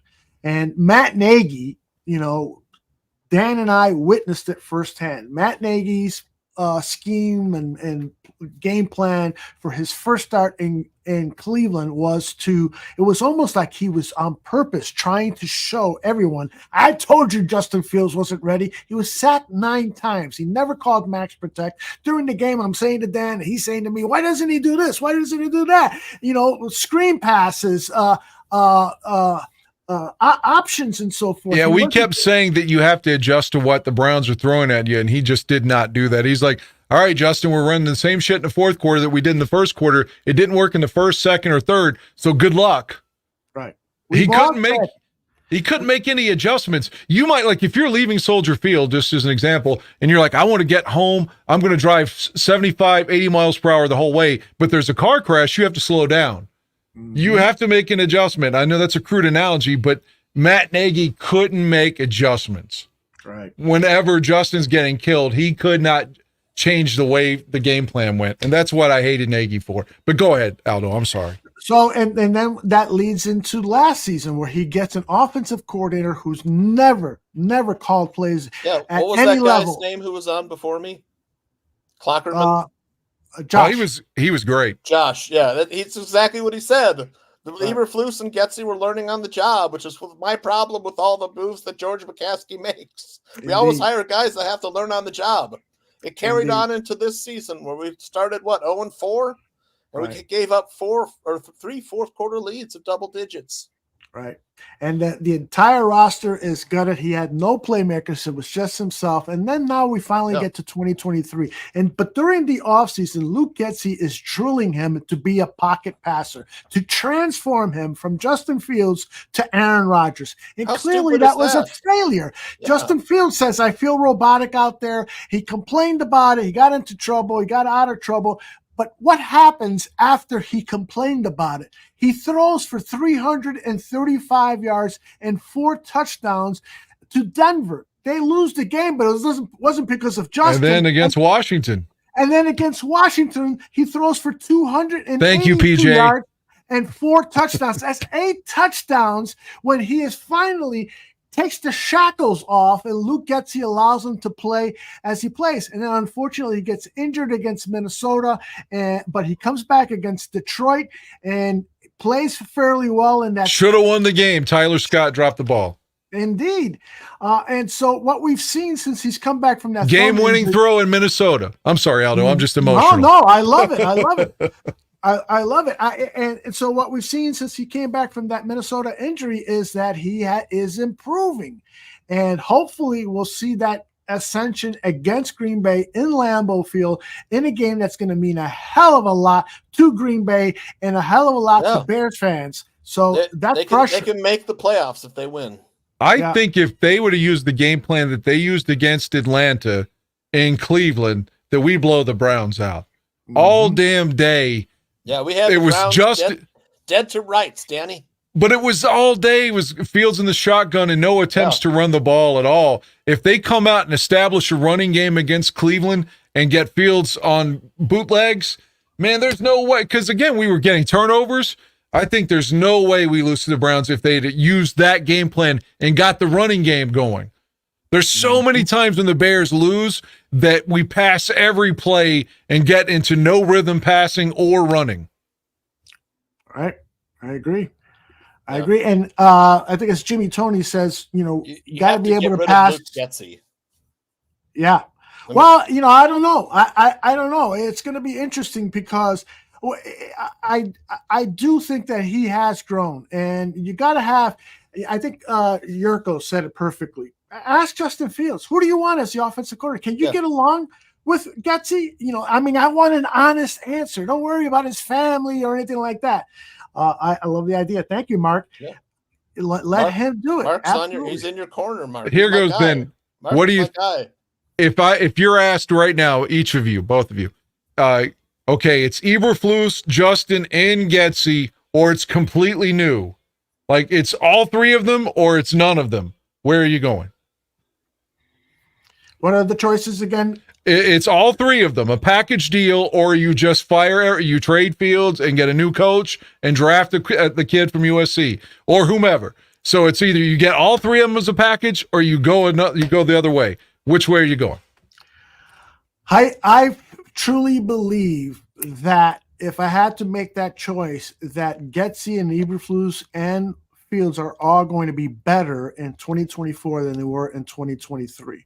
Yep. As part of that, I'm going to have really candid discussions and say, guys, like for instance with Luke, you got to fucking explain to me what the hell is going on here. I mean, you're calling this in this situation, and Eberflus even publicly said we need a 4th down play that we can count on. In other words, why the fuck are you giving on 4th down the ball to Rashawn Johnson or wide receivers? Wildcat shit, yes. Yeah, where like the Eagles have their 4th down play down pack, 4th or short. Cole Kmet. Remember the Cole Kmet shit? Oh my gosh, yes. So I would have that candid discussion with each of them about all of their failures. And if I sense like some stubbornness, then I would have to disagree with my earlier opinion and maybe look a different way. The thing that I want to hear Tooch's answer, I was just going to say the thing that going back 40 years now, but the thing I liked about Ditka was that there was no flashiness. Let's just fucking hit you in the mouth and try to win. That's what I wish we had on offense a little bit. With Matt Nagy and with Getsy, it's more of this trying to be cute shit. And that bothers me. But go ahead, Tooch. Man, as far as like, it's either all three or nothing, right? Is that the question? Yeah, that's what I was going to say. What, if you had to take all three, or you say, fuck that, I'll just draft the kid and get That would never happen. But I would keep all three, unfortunately. But because that might be the case. I do not like Luke Getsy at all. I just don't think he's a good offensive coordinator. But maybe if you keep Justin, maybe that's better for Justin to have continuity. One interesting thing that Greg Gabriel said today is, don't worry about changing the scheme because you could bring in another offensive coordinator who knows the scheme. It's not this scheme is employed by some 15 teams in the NFL. So people are going to know it. Here's the other thing that I'd like to do as we continue talking about Justin Fields is I'm just going to put some 2023 highlights up on the screen. Tonight, huh? He's not working tonight? No, he's got no. I got surgery in the morning. He has a surgery, right? Yeah. Yeah. Yeah. So anyways, you guys continue talking about Justin Fields while we put up some highlights there and let people bask in the glory of JF1. I mean, I'm like, if you saw the Brian Baldinger tweet or post on X recently, he was like, I trade the first round pick and add talent to that roster to help Justin Fields. That's what I would do. I mean, that's the strongest. That's the strongest thing you can do to make this team a competitor for next year and maybe years after that. That's just what I would do. I would also add competition at the quarterback behind Justin Fields. You can develop a guy alongside, make Justin Fields earn his 5th-year option. Here's the thing. As I look at these highlights, and a lot of people say he can't pass from the pocket. Well, what are we seeing here? That's the pocket. That's a throw. That's a fucking magnificent throw. Yeah, we started the game on Sunday with the deep throw. Yeah, which is brilliant call by Getsy. Brilliant, really brilliant. I'm not being sarcastic. But the thing is he can throw on time. He can throw on time. He can throw from the pocket. Get him a reliable center. Get him a second wide receiver. Yeah. I see the potential here. Like other people see potential in Caleb Williams. I see it in this guy right here, right now. Tucci was saying? Lucas Patrick sucks, man. I've never liked him. Yeah, he sucks. But look at this guy. Relaxed. Seems like he and Justin have a pretty good rapport. Justin really seemed to hate that guy with the mullet. The Dan guy. Yeah, he really didn't like him when he got brought in. Yeah. God, I love watching this. Look at him. And people complain about his footwork. Yeah, why are you going to do that? Yeah, look at that. That's a great throw, man. Jeepers. Oh, well, I better stop before the NFL gets pissed off at us. All right, guys. I unfortunately do have an early call tomorrow. All right. I got to be up at 7 something myself. So, do you guys want to continue for a little while? No, unfortunately, I'd love to, but I got to get home too. I guess I got that surgery in the morning. Okay.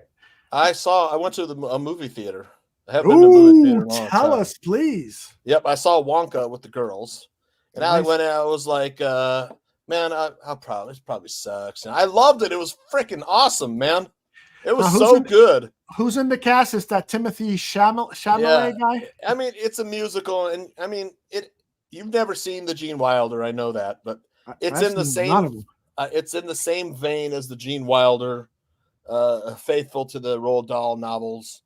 And it was excellent, man. It was like so cool. It was like so imaginative. And Timothy Chalamet was kick ass. He was so good. He sang, he danced.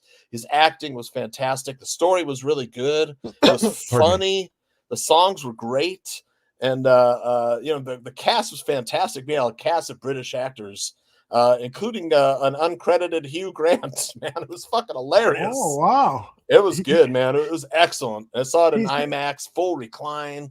Gourmet he's in food. He's in the preview, so I'm surprised he didn't get credit. He didn't. Yeah. It wasn't until afterwards, that he revealed he was a part of the movie. But gotcha. Because he pops in and it's like, is that Hugh Grant?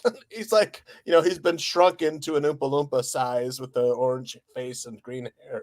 you know, in the clothes and stuff. And he was fucking hilarious, you know. And there's all these like cool things. Like they both have these like suitcases with all of their like fold out all these compartments with all their shit, you know. And like Hugh Grant's had like a bar, you know, he was mixing drinks and shit. You know, it's a typical British fashion, you know. It was funny, man. The songs are great. The story was great. If you love the Gene Wilder one, you'll love this one just as much. It was just as good as the Gene Wilder one.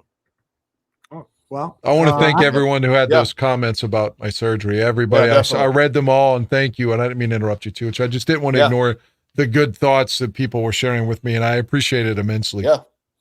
Including Steven. I have no heat with Steven. I was just trying to figure out what the angle was tonight. That's all. But I digress. Thank you. Go ahead, Tooch. Thank you all. Yeah, I would highly recommend it. I would watch the Gene Wilder one. But I mean, I grew up with the movie because it came out in 1971. I was 3 years old. And, it was on TV when I was like 6 through like 12, and you watch it every year. Like It's a Wonderful Life. Watch that every year at Christmas time. Yep. And, every year if it was on, I would watch it because, it was just so weird. The first one with Gene Wilder was funny. It had the songs. It was weird. It was for the time, 1971 was crazy weird. Well, now with the Gene Wilder one, is that one of those movies that everyone involved in the production was doing LSD and stuff? I was going to say it's like an acid trip, the first one. It's in that same period, like Easy Rider, around that same time, from the end of the 60s going into the early 70s.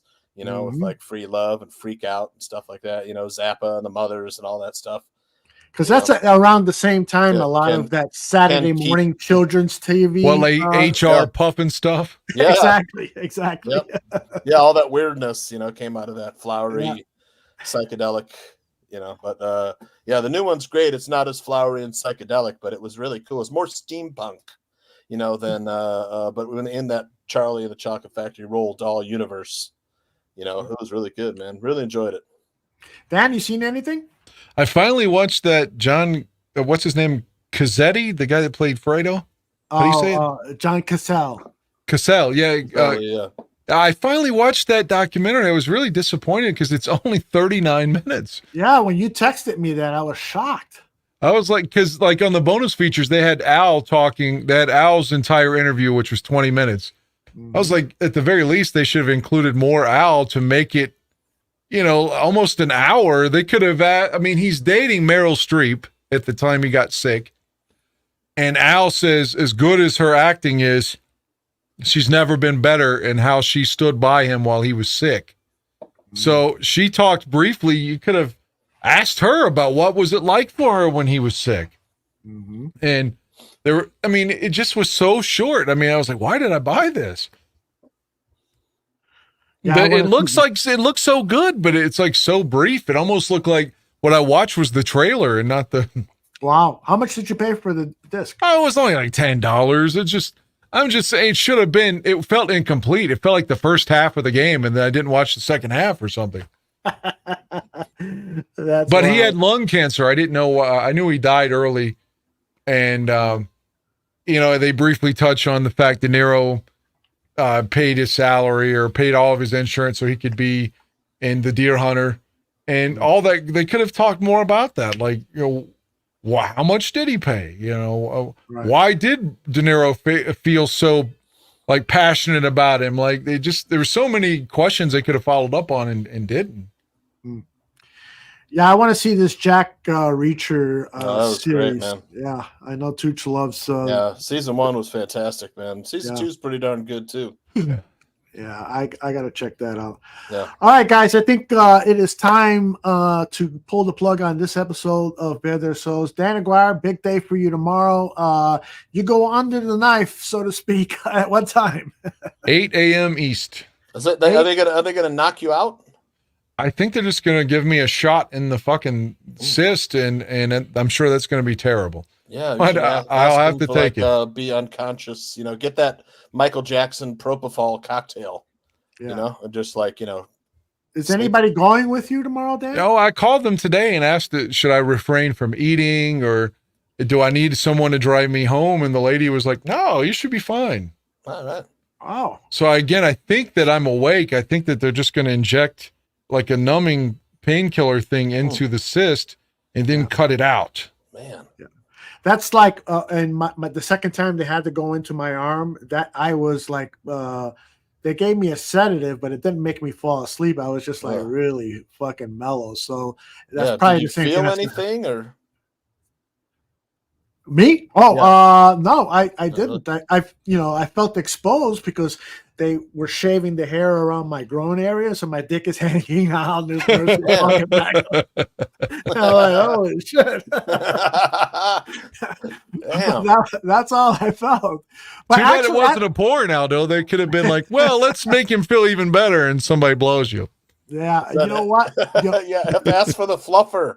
The only time I ever shot photographs or anything like that during sex, I got this roll of film that I have to get developed, and so I'm thinking, well, where the fuck am I gonna take it? Because somebody could make copies for themselves and stuff. Robin Williams movie with there was a photo developer. 1 hour photo. Yeah, 1 hour photo. Don't take it there. Yeah, don't take it there, right? So I take it to a place downtown, and for some reason I didn't notice that it's because it was like a 24-hour, not even 24 hours. It was you drop them off in the morning and you get them at 5 o'clock or something like that. And the machine that develops the photos was right out on the main window on Michigan Avenue. I was working downtown at the time. And so I didn't realize my fucking photos of me having sex are coming down this conveyor belt and people walking by can probably see that. So when I went at 5 o'clock to pick them up, the guy is like, oh, yeah, we got him right here.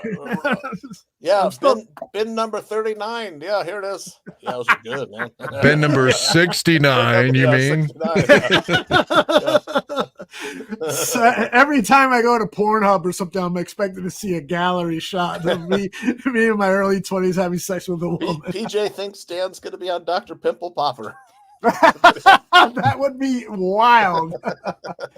Yeah, the other thing I want to tell you, Dan, is that if they're going to give you any sedative at all, then they would have told you to bring a driver. Yeah, you'd have to fast, too, and you need a driver. Yeah, that's what I asked.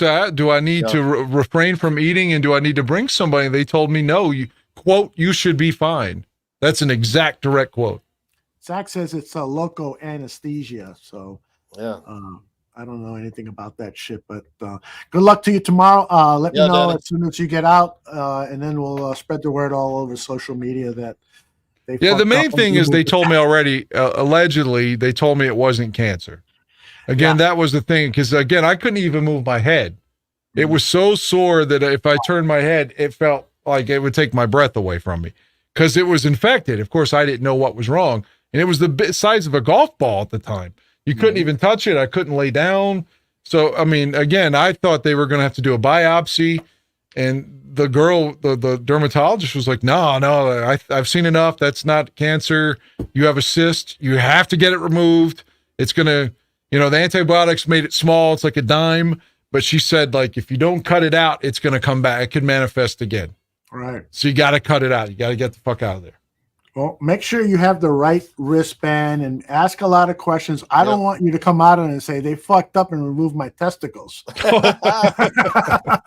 That would be a disaster. I don't want them to get any blood or pus on one of my Fields jerseys either. So I better not wear one of those.